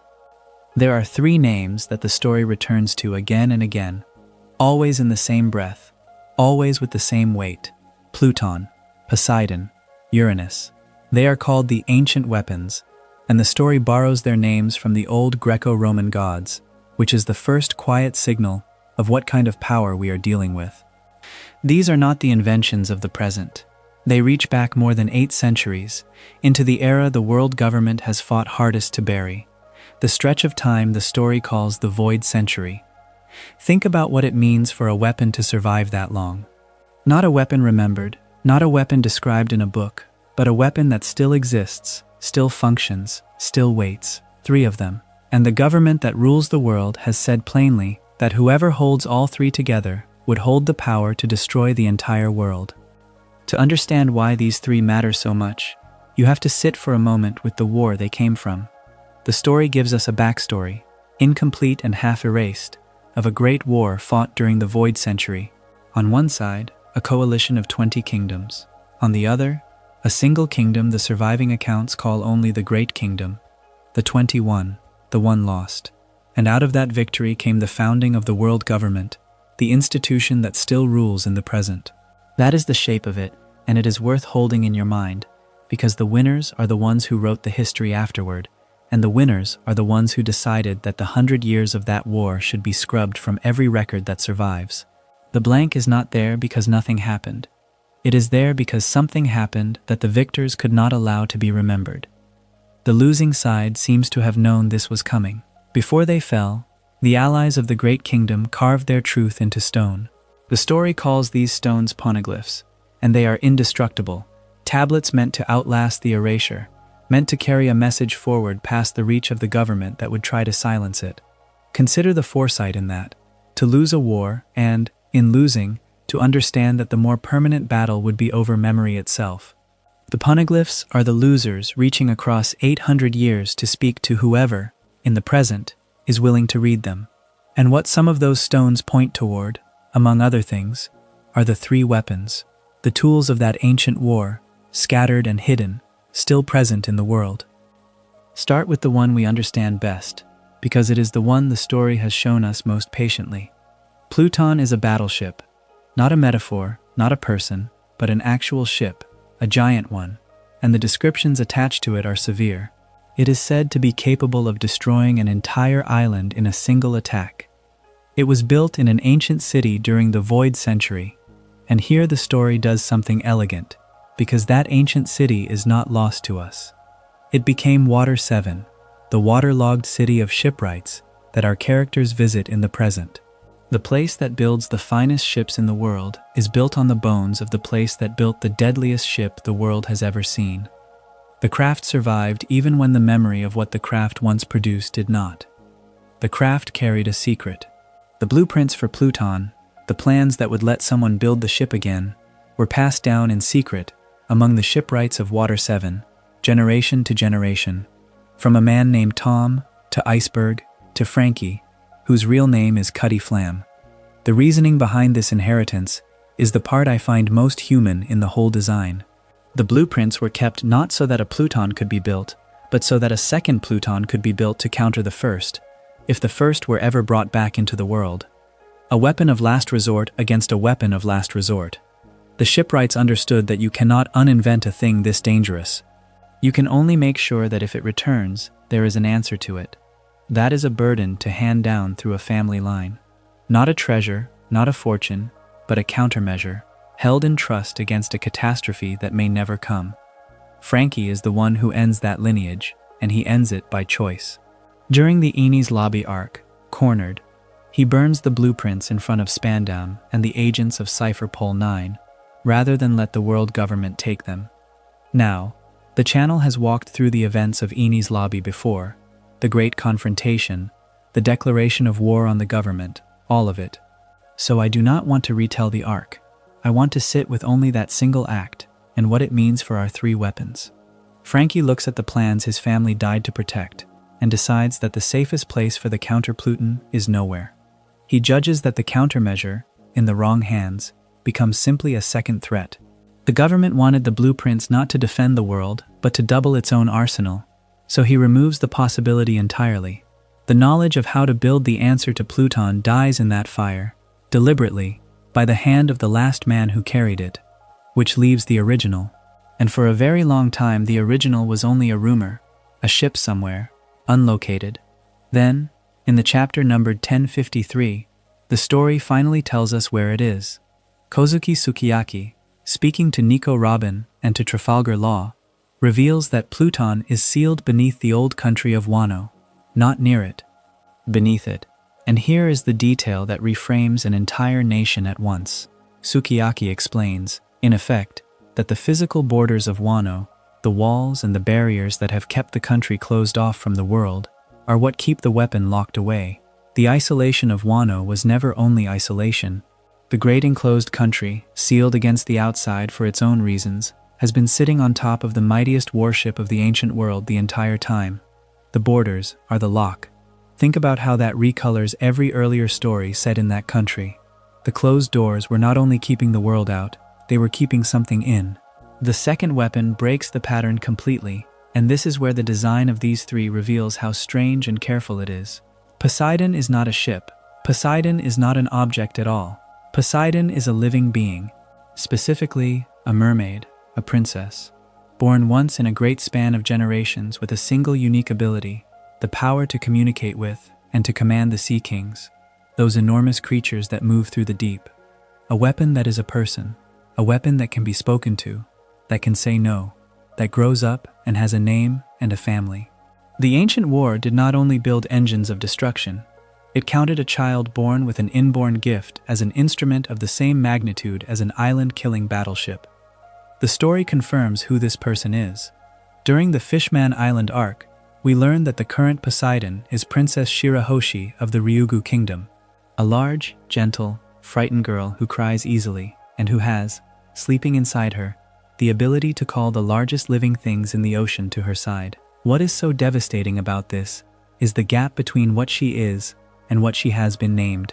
She is a child, the The Sea Kings answer her, whether she understands them or not. The ancient enemies who catalogued the weapons of the Void Century would have looked at a girl like this and seen not a girl, but an arsenal. Poseidon is proof that the framing of these three as military legacy is not a comfortable one, because one of the three did not survive the era as a machine to be dug up. It survived as a bloodline, appearing again and again across the centuries. A power that keeps being born into the body of a princess who never asked for it. Then there is the third, and with the third, the story goes quiet in a way it does with almost nothing else. Uranus. We have the name. We have had the name for a very long time, sitting beside the other two. And that is nearly all we have. As of the latest chapters, nothing about the form of Uranus, nothing about its power, nothing about where it is or what it does, has been directly shown on the page. It is the one of the three that remains almost entirely a blank, a name with a domain implied and nothing filled in behind it. The domains are the one thread the naming gives us, and it is worth following carefully, because it is the closest thing to a map we have for the weapon we cannot see. Pluton is a warship. It operates on the surface of the sea. Poseidon commands the creatures of the deep. It operates from beneath the sea, and Uranus is named for the god of the sky. The pattern almost completes itself. Surface, depth, and then, by the logic of the other two, the heavens. If Pluton rules what floats and Poseidon rules what swims below, then Uranus, presumably, is tied to what is above. That is the inference. I want to be clear that it is an inference, drawn from a naming scheme and nothing firmer. The story has not told us that Uranus is a weapon of the sky. It has only named it after the sky god and left us to notice the shape of the set. But the story has shown us something that many readers have connected to that empty third slot, and it is worth handling with care, because the connection is interpretation, not confirmation. In the chapter numbered 1089, we learn what Imu and the Gorosei, the hidden powers atop the world government, have been doing in secret. They tested a weapon. It was fueled by something called the Mother Flame, which had been stolen, and they aimed the test at the Lulusia kingdom. And Lulusia was destroyed, not damaged, destroyed, from above, wiped away in a single event. The consequences of that test tell you the scale of the thing. The destruction of Lulusia caused a global earthquake. It raised the sea levels of the entire world by about 1 meter. Coastlines of many islands were flooded or submerged, all at once, because of what happened to a single kingdom. A weapon that can be aimed at one point on the map and reshape the waterline of the whole planet. Now, a great many readers, and a great many outlets writing about the story, have looked at that event and concluded that this Mother Flame weapon is Uranus. The destruction from above, the world-altering scale, the timing of the reveal, all of it fits the empty third slot almost too well. And they may be right. But the page has not said so. The name Uranus has not been attached to that weapon on the page.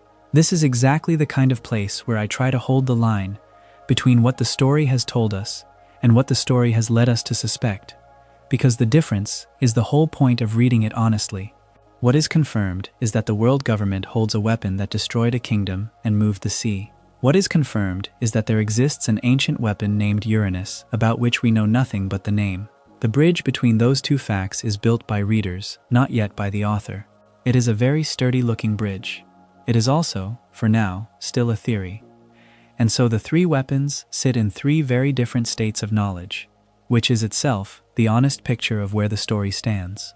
Pluton we understand and can even locate, a ship beneath a sealed country. Its counterplans burned to ash by the man who chose that the world was safer without them. Poseidon we understand and can even name, a princess who cries and who calls the sea kings without meaning to. And Uranus we cannot see at all, a name from the Void Century, with the sky implied behind it, and a destroyed kingdom raising the world's oceans in the distance, close enough to guess at, and not yet close enough to know. Three tools of an erased war, still present in a world that was told to forget the war ever happened. One dug in, one grown up, and one still hidden in the dark the winners made. There is a particular kind of moment that long stories almost never allow themselves, and One Piece, after more than 2 decades of careful withholding, finally reaches it in the Egghead arc. For most of its length, the series has treated the Void Century the way a locked room treats whatever is inside it, as an absence you learn to feel the shape of, Characters die guarding fragments of it. Stone tablets hold it in a language almost no one can read. Whole islands are erased for coming too close. And then, in the anime episode numbered 1148, which carries the title The Lost History, Joy Boy, the First Pirate, and which aired on the 2nd of November in the year 2025, the door is simply opened, not pried, not stolen into. Opened, deliberately, by a scientist who has decided the world should finally know. Think about the strangeness of that from a storytelling angle. For most of the series, the audience and the characters have been in roughly the same position, starved for the same information, leaning toward the same locked room. What this broadcast does is collapse that distance. The man delivering it is Vegapunk, and what he transmits is not a rumor or a theory or a fragment. It is a lecture. It is the clearest account of the buried century the series has ever placed on screen, spoken plainly, meant to be understood. The channel has walked the full timeline before and stitched the lore together in longer form, but the interesting thing here is not the timeline itself, it is the act of telling. This chapter is about what it means for a story built on secrecy to let one of its characters stand up and explain. Vegapunk begins, in effect, by confessing. He names what he calls his two sins. The first was trying to give the world infinite free energy, a gift that sounds like generosity and was treated as a threat. The second was researching the Void Century itself by deciphering the Poneglyphs, the stone records that hold the forbidden history. Consider how telling that framing is. To even study the past is, in this world, a sin, something that must be atoned for or punished. A scientist who wanted to give people limitless energy and to let them read their own history has, by the logic of the powers that rule this world, committed two crimes of roughly equal weight. That pairing tells you almost everything about who benefits from the darkness, before he has explained a single historical fact. And then he explains the historical facts. He tells the world that Joy Boy was the first pirate in history, active during the Void Century itself. That lost stretch of roughly 100 years the rulers of the world have fought so hard to keep unlit. This is a name the series has circled for a long time, a name spoken with reverence and confusion, and here it is given a definite shape. Joy Boy was real. Joy Boy was a person, or at least a figure who acted in history, and his actions were consequential enough to reorder the entire political map. Vegapunk says, in effect, that Joy Boy forced 20 kingdoms to band together into a military alliance, and that this alliance became the precursor to the world government, the organization that now rules the seas, that punishes the reading of history, that calls piracy the great sin, was itself born as a coalition raised against a pirate, the first pirate. There is a quiet irony in that which the broadcast does not need to underline, because the fact carries it. He goes further, and ties the man to the myth of the lost civilization. Joy Boy, he says, belonged to the ancient kingdom, the vanished nation that the series has referenced obliquely for years, the kingdom whose defeat the victors then wrote out of the record. So the first pirate was not a lone raider on the margins of a settled world. He was a citizen, or a champion, of a whole civilization that stood against the coalition of 20 kingdoms and lost. And the Void Century, Vegapunk explains, ended specifically with Joy Boy's defeat. When he fell, the resistance that had gathered around him collapsed, and the silence closed over the whole era. That is a precise and heavy claim. The 100 years of darkness are not simply a gap in the records. They are the length of a war, and the darkness begins at the moment the losing side stops fighting. There is one clarification in the broadcast that matters more than it might first appear, because it untangles two ideas the series and its audience had begun to fuse. Vegapunk states plainly that Joy Boy and Nika are two separate entities. Joy Boy was a real historical pirate, a man who lived and acted and was defeated. Nika is something else, a mythical figure, a sun god, a legend whose origin he traces to Elbaf, the land of the giants. For a long time, these two names had been drifting toward each other in the story, and it would have been easy to let them merge into a single messianic idea. Vegapunk pulls them apart. One is history and one is myth, and the fact that they resemble each other, that a real man came to be spoken of in the language reserved for a god, is itself worth sitting with. Legends grow around defeated people. That is often how the losing side survives it all. Not in the archives, which the winners control, but in the stories told far from the center of power, in a distant land, about a sun that keeps returning. Then the broadcast turns from the distant past to the physical world itself, and here the scale of it changes. Vegapunk tells the world that during the Void Century the planet's sea levels rose by roughly 200 meters. 200 meters of water, arriving over the course of that lost century, drowning what had once been vast continents and leaving behind only the high ground. The islands that make up the present world, the scattered specks of land that Vegapunk's audience is standing on as they listen, are the peaks of a drowned geography. The sea did not always look like this. The world was once larger, more connected, more continuous, and something in that century pushed the water up over it. When you hold that fact next to the political one, the shape of the whole story shifts. This is not only a war that was hidden, it is a war that reshaped the surface of the planet, and the reshaping was hidden along with it. He does not present all of this and ask the world to take it on faith. This is the detail that reveals Vegapunk understood the problem he was facing, which is not a problem of information but of belief. A skeptical global audience has no reason to trust a voice claiming that everything they were taught is a lie. So he offers proof of a kind that cannot be argued with. During the broadcast itself, he predicts an earthquake, and the earthquake comes, on time, as he said it would. It is a small piece of theater and a brilliant one, because it does not prove anything about the Void Century directly. What it proves is that this man knows things others do not, that his knowledge reaches into events not yet arrived. If he can be right about the ground shaking in the next few moments, the reasoning goes. Perhaps he can be trusted about the ground that shifted 100 years ago. The prediction is a key that unlocks the audience's willingness to hear the rest. There is an audience too, spread across the whole world, listening live. The broadcast reaches Mary Jiwes, the holy city at the summit of the world's power, where the truth being spoken is the one thing that cannot be allowed. It reaches Jaya, a rough and half-forgotten place far down the social order. It reaches inside Impel Down, the great prison beneath the sea, where the state keeps the people it has decided are dangerous. It reaches Fishman Island, at the bottom of the ocean, among a people who have carried their own long grievance with the surface world. From the highest seat of authority, to the deepest cell, to the floor of the sea, the same words arrive at the same moment, and the reactions are a mixture of belief and disbelief. Some accept it, some cannot. That mixture is realistic in a way that matters, because a truth this large does not convert everyone at once. It lands on people who have spent their lives inside the story it contradicts, and belief, for many of them, is not a switch but a wound. While Vegapunk speaks, the men who rule from that holy city move to silence him. The 5 elders, the Gorosei who sit atop the world government, respond to the broadcast by ordering the destruction of every life form on Egghead Island. Not the capture of the scientist, not the seizing of his equipment, the erasure of everything living on the island. Consider what that decision confesses. The telling of the Void Century itself. The rulers of the world are willing to kill everyone within reach of the teller, indiscriminately, the guilty and the innocent alike. It is the same logic that hid the history in the first place, applied in real time, in front of the very world that is now listening. The attempt to stop the message becomes part of the message.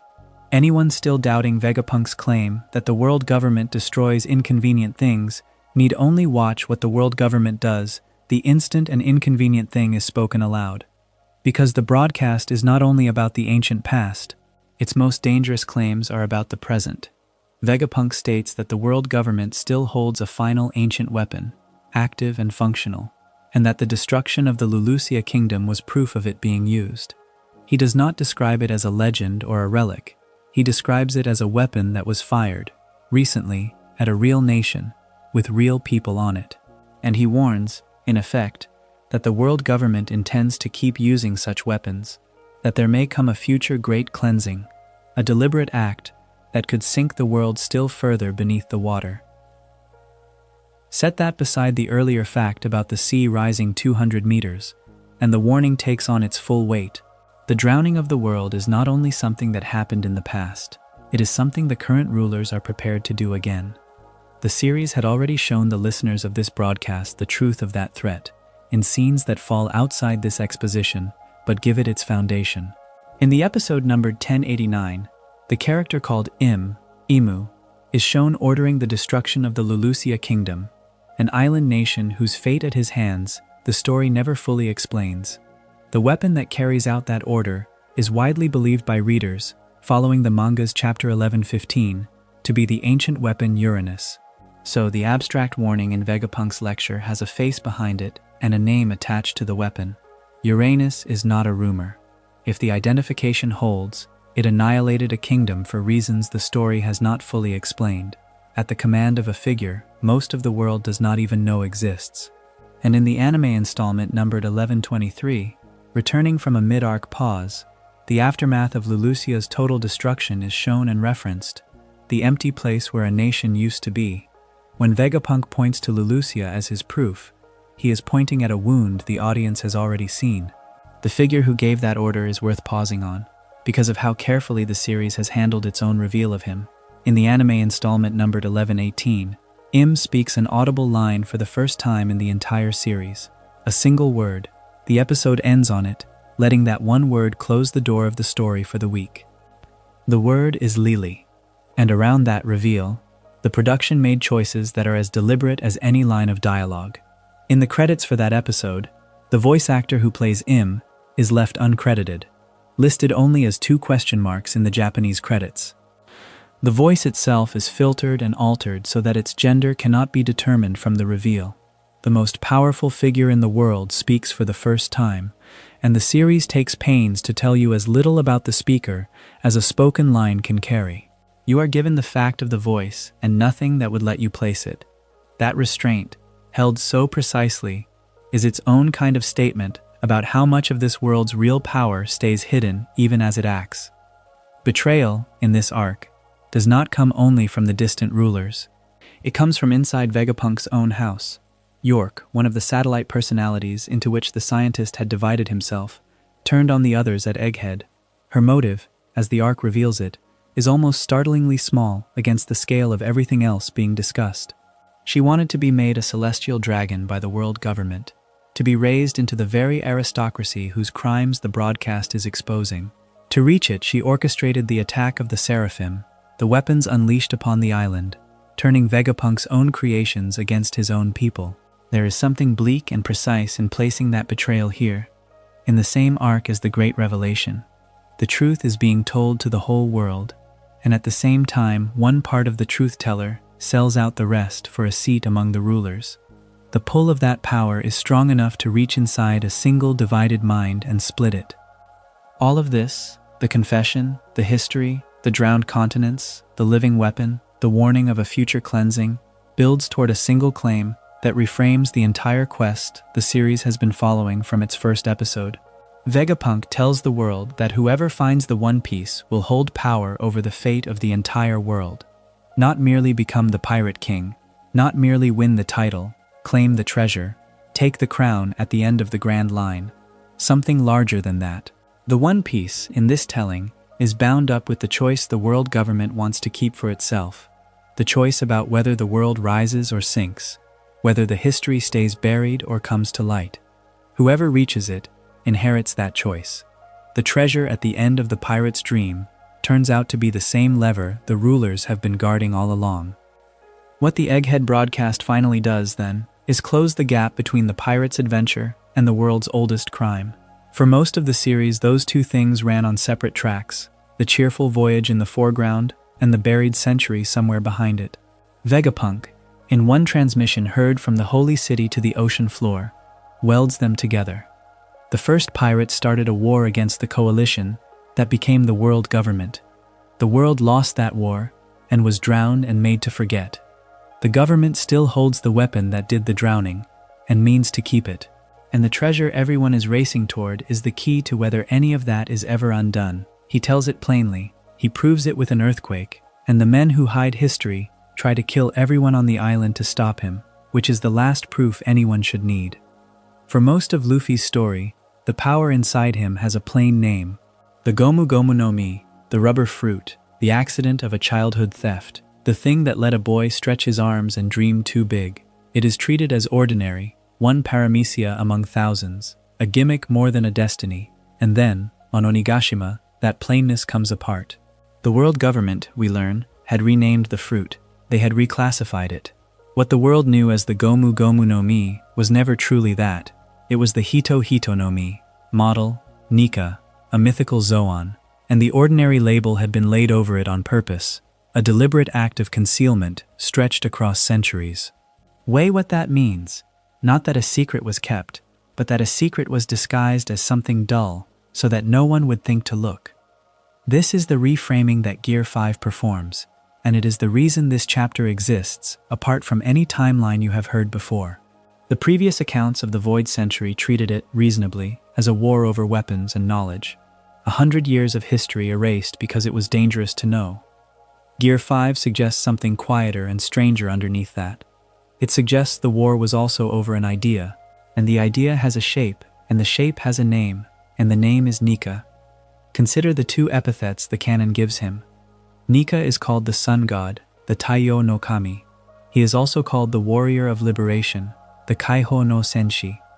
Hold those two titles side by side, because together, they say something that neither says alone. A sun god is an object of worship, a figure of light and warmth, the kind of deity a people invents when they need to believe the darkness ends. A warrior of liberation is something more active, more political, a figure defined not by what he is, but by what he undoes. He frees. The pairing tells you that the light and the freeing are the same act. To be freed, in this mythology, is to have the sun return. That is not a weapon. You cannot lock a feeling like that in a vault, and yet, as we will see, someone tried. When the 5 elders finally stand over the truth of Luffy's fruit, one of them speaks a line worth sitting with. He says, in effect, that in all the world there is no power more ridiculous. The word is chosen with care, and it is not the word you would expect from men who rule the world. They do not call it their deadliest weapon, or their darkest secret, or a world-ending force. They call it the most ridiculous, and that is the tell. Ridiculousness is exactly what a certain kind of authority cannot tolerate, because authority survives on being taken seriously, on the sense that its rules are heavy and permanent and beyond question. A power built on laughter, on the absurd, on the refusal to accept that things must be the way they are, is a solvent poured on all of that. The elders are not afraid of a bomb. They are afraid of a joke that the whole world might get at once. To understand why, you have to go back roughly 900 years to the figure who first held this fruit, Joy Boy. The canon is spare and precise about him. He is named the first pirate in history, born at the very start of the Void Century, that missing span its rulers would spend the rest of time trying to bury. And he was not a bystander to the Great War of that age. He was a chief opponent of the Alliance of Nations that would go on to found the world government itself. Sit with the order of those events. The world government did not exist yet and then win. It was still an alliance, still fighting, and Joy Boy was the thing it was fighting against. Which means the government that rules the present was, at its origin, defined by what it opposed. It was the answer to Joy Boy. And Joy Boy carried the fruit of the sun god, the warrior of liberation. So the great war of the Void Century, in the light Gear 5 casts backward, stops looking like a simple contest of armies and starts looking like a contest of ideas about how people should live. On one side, a rising order that would become the world's single government. On the other, a first pirate, whose very fruit is named for liberation. This is the ideological angle the older tellings could not reach, because they were reading the century as a list of events and hidden weapons. Read it instead as an argument, and the shape changes. The winners of an argument do not simply defeat the other side. They erase the record of it, so that later generations cannot even imagine that the question was ever open. That is what 100 blank years really are. Not a gap in the archive, a censored debate. The government did not stop at erasing the record. According to the story, the 5 elders spent something close to 800 years hunting for the Nika devil fruit. 800 years. That is not a search. That is an obsession carried across so many lifetimes that the searchers themselves become part of the same unbroken institution, the same unblinking patience. Whatever a devil fruit is, it does not stay dead. Eat one and die, and the power surfaces again somewhere in the world, in some new fruit, waiting. So the hunt could never truly end. Every time the fruit was lost, it returned, and the elders returned to looking, generation after generation, because the thing they wanted gone kept insisting on coming back. There is something almost tragic in that image, if you let yourself feel it. The mightiest people in the world, spending the better part of a millennium chasing a fruit named for a god of laughter, and never quite catching it. Then they catch it, and here the story delivers the cruelest and funniest turn of the whole design. After 800 years of hunting, the fruit is captured, and then it is lost again, in a fashion no one could have scripted. It is eaten by a child, by the young monkey D. Luffy, by accident, in a moment that had nothing to do with prophecy or war, a boy who simply wanted what was in front of him. 8 centuries of the most disciplined pursuit in the history of the world, undone by a hungry kid in a village. If you were looking for proof that this power is, in the elder's own word, ridiculous, there it is. It does not arrive with ceremony. It arrives as a mistake, which is to say, as freedom, which never did care much for anyone's plans. There is a promise that runs alongside all of this, and it deepens the idea that the war was about who gets to live and how. Joy Boy, the canon tells us, once made a promise to the fishman race. He swore that one day he would bring them to live on the surface world. He did not keep it. He could not, in his time, and the promise went unfulfilled. And it did not die with him. It was inherited. It comes down through the centuries and attaches itself, in the story's own connections, to Luffy. Notice what kind of promise it is. This promise has nothing to do with conquest or treasure. It is about letting a people who live below come up into the sun. The sun god's oldest debt is, quite literally, to bring the excluded into the light. Liberation again, not as an abstraction, but as a specific unpaid promise waiting for someone to finally make good on it. Later, when the broadcast from Egghead Island finally speaks the buried history aloud to the whole world, across the manga chapters from 1108 to 1122, with the core revelations pressed into the stretch from 1113 to 1121, one more piece of the war becomes clear, and it reframes the very ground the characters walk on. Vegapunk reveals that the world government used an ancient weapon to flood the world across the centuries. There was once a single landmass, the scattered islands of the present, the seas that separate every people from every other people, were made.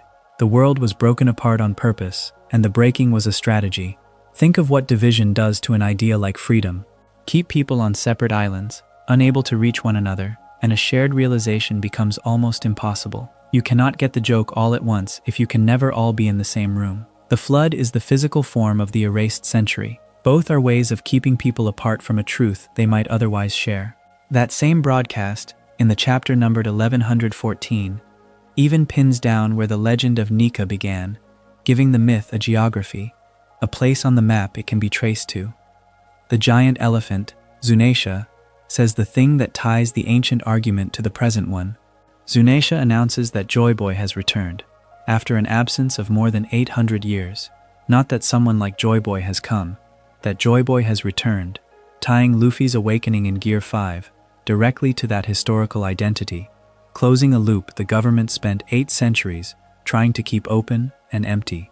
The war did not end when the government won. It paused. It waited the length of a censored century and then some, and the thing that was supposed to be gone forever walked back onto the field, wearing the face of a rubber pirate who never once knew he was carrying a god.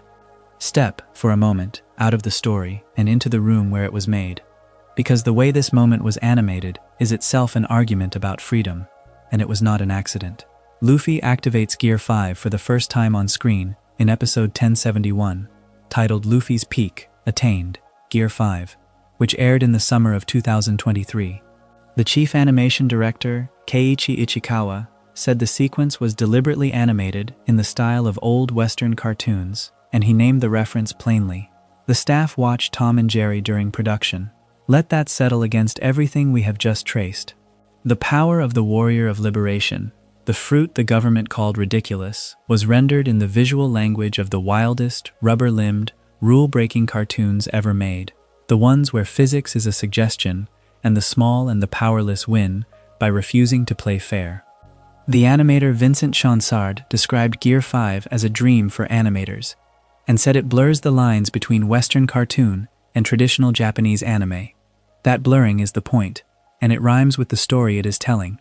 Here is a form of animation that will not stay inside its own borders, that mixes traditions the way the flood was meant to keep peoples from mixing, that treats the boundary as something to be crossed rather than respected.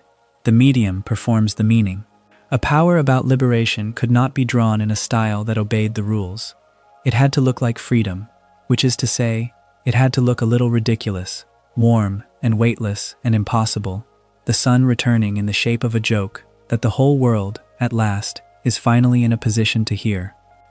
The void century sits at the center of One Piece like a hole cut carefully out of the middle of a map. Roughly 100 years of history, ending about 8 centuries before the story we follow, and nearly all of it has been erased from the record. Not lost, which would be an accident. Erased, which is a decision. Someone chose that this century would not be remembered, and then made it a crime to remember it anyway. The world government forbids all study of the void century, and forbids the reading of the writings carved into the Poneglyphs, and that prohibition is not a footnote in the setting. It is one of the load-bearing walls of the entire fiction, the thing that turns a story about a boy who wants to be king of the pirates into a story about who is allowed to know the past.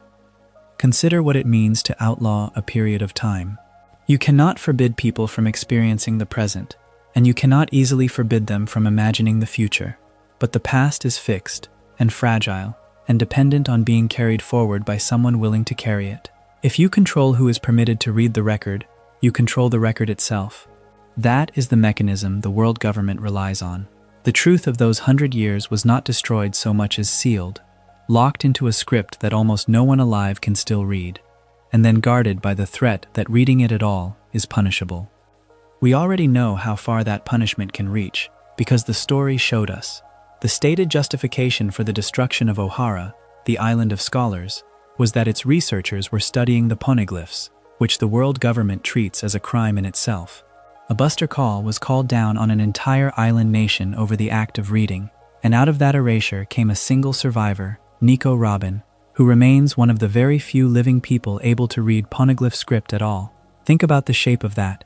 The government tried to burn away the ability to read the past, and the one thing it failed to burn is now walking the seas with the crew that intends to find the very truth it was protecting. Robin is not simply a character who survived a tragedy, she is the last thread of a severed capability, the proof that the erasure was never quite complete. So the questions remain, and they remain precisely because the erasure was designed to make them unanswerable. What actually happened in those 100 years? Who fought whom, and for what? The story gives us the barest skeleton of an answer, and then leaves the flesh of it open. About 800 years ago, a league of 20 kingdoms came together and jointly defeated a single powerful nation. Out of their victory they founded the world government, the institution that still rules the seas in the present day. That is the official frame. 20 kings, one enemy, one new world order, built on the enemy's grave. Here is the first hollow place, the one the story refuses to fill. The nation those 20 kingdoms defeated has never been given a name.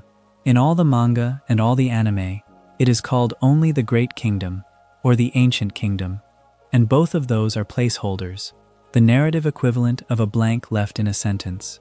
Sit with how strange that is. This is a story that names everything, that gives a title and a history and a personality to the smallest island and the least important minor character, and the single most important nation in its backstory, the one whose defeat created the present political order, has no name at all. The absence is not an oversight, it is the point. The victors did not merely defeat the ancient kingdom, they took its name out of history, so that even when we are told about it, we cannot say what it was. Which leads to the question that the fandom has circled for years, and that the story has still not answered directly. Why? Why would 20 separate kingdoms, presumably with 20 separate sets of interests and grievances and ambitions, all agree not just to win a war, but to erase the loser so thoroughly that its very name would vanish? Winning a war is common. Nations do it constantly. But the total erasure of the enemy from memory, the outlawing of the past itself, the willingness to call down destruction on scholars 800 years later, all of that suggests something more than victory. It suggests fear. It suggests that whatever the ancient kingdom was, or knew, or represented, The 20 kings did not think it was safe to let it be remembered even in defeat. The facts we have do not tell us what that thing was. They only tell us how hard the winners worked to keep us from finding out. Turn now from the enemy to a single man, because the Void Century is not only a story about kingdoms, it is also a story about one person, and that person is Joy Boy. The story confirms him as a real historical figure, someone who genuinely lived during those erased 100 years, and describes him as the world's first pirate. That description alone tells you something about how the story understands piracy. If the Void Century is the age the government wants forgotten, then the first pirate is a figure from the Forbidden Century, a man whose existence belongs to the very period that is not permitted to be known. Piracy, in this frame, begins inside the erasure. The most concrete thing we know about Joy Boy comes from a poneglyph found on Fishman Island, and it records no battle and no conquest. It is an apology. The stone records Joy Boy apologizing to a figure called the Mermaid Princess for failing to keep a promise he made during the Void Century. The broken promise concerned a giant ship, Noah, which was meant to be pulled by sea kings to carry the fishmen and merfolk races up from the depths to live on the surface, under the sun. He did not manage it. Whatever happened in that century, it interrupted him, and the promise went unfulfilled. And so the poneglyph records him saying, in effect, that someday a future person would arrive to fulfill the promise in his place. Stay with that for a moment, because it changes the emotional weight of the whole mystery. The first pirate, the great figure of the Forbidden Age, is remembered on that stone not for what he achieved, but for what he failed to do. His most lasting written word is not a boast. It is an apology, and a promise handed forward, across 800 years, to someone he would never meet.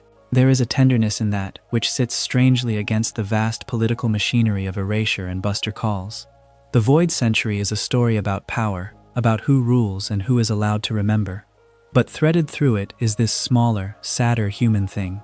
A man who promised to bring a people into the light could not do it, and left behind an apology carved in stone with the hope that someone else would finish what he started. For a long time it was natural to fold Joy Boy together with another figure, the one called the Sun God, Nika, a legend of liberation. It felt like they must be the same. Then, in the Egghead arc, Dr. Vegapunk's broadcast pulled them apart. The broadcast revealed that Joy Boy and Nika are two separate identities. Joy Boy was a real historical man who actually lived. Nika, by contrast, existed only as a myth, a story that originated among the giants of Elbaf. One was flesh, the other was legend, and the broadcast added the detail that ties the ancient past to the present crew directly.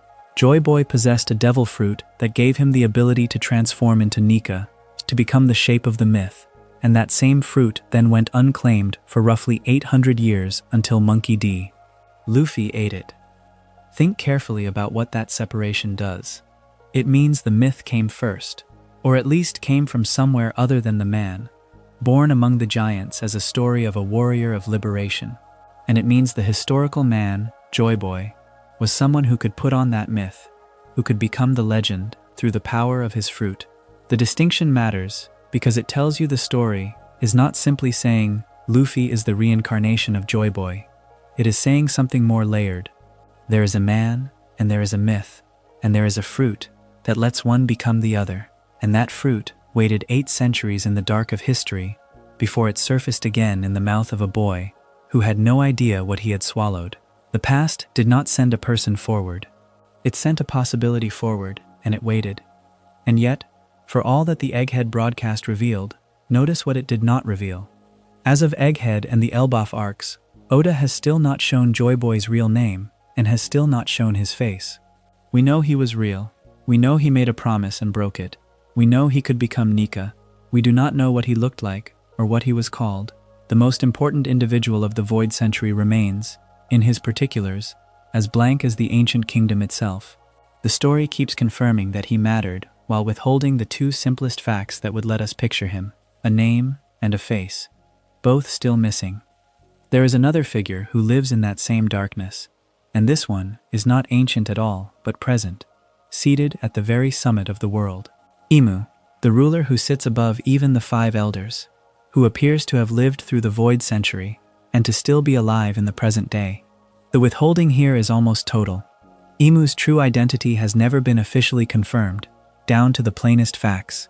We are not even told the species or the gender. We are shown a ruler who has apparently persisted across 800 years, a single continuous presence, linking the erased century to the throne of the current world, and we are told almost nothing about what that presence actually is. The fandom, unable to bear a blank, has filled it many times over. There are theories that Emu is Nefertari Lili, a figure from the founding age. There are theories that Emu is a Klabautermann, a ship's spirit given form. There are theories tracing Emu to the Lunarian, or the Oni, or the three-eyed lineages that appear elsewhere in the world. Each is elaborate, and each has its defenders, and it is worth being clear about their status. Every one of them is speculation, none is canon. They are the fandom's attempts to read a page that has not been written yet, and however clever they are, they remain guesses pressed against a locked door. I find something almost fitting in that.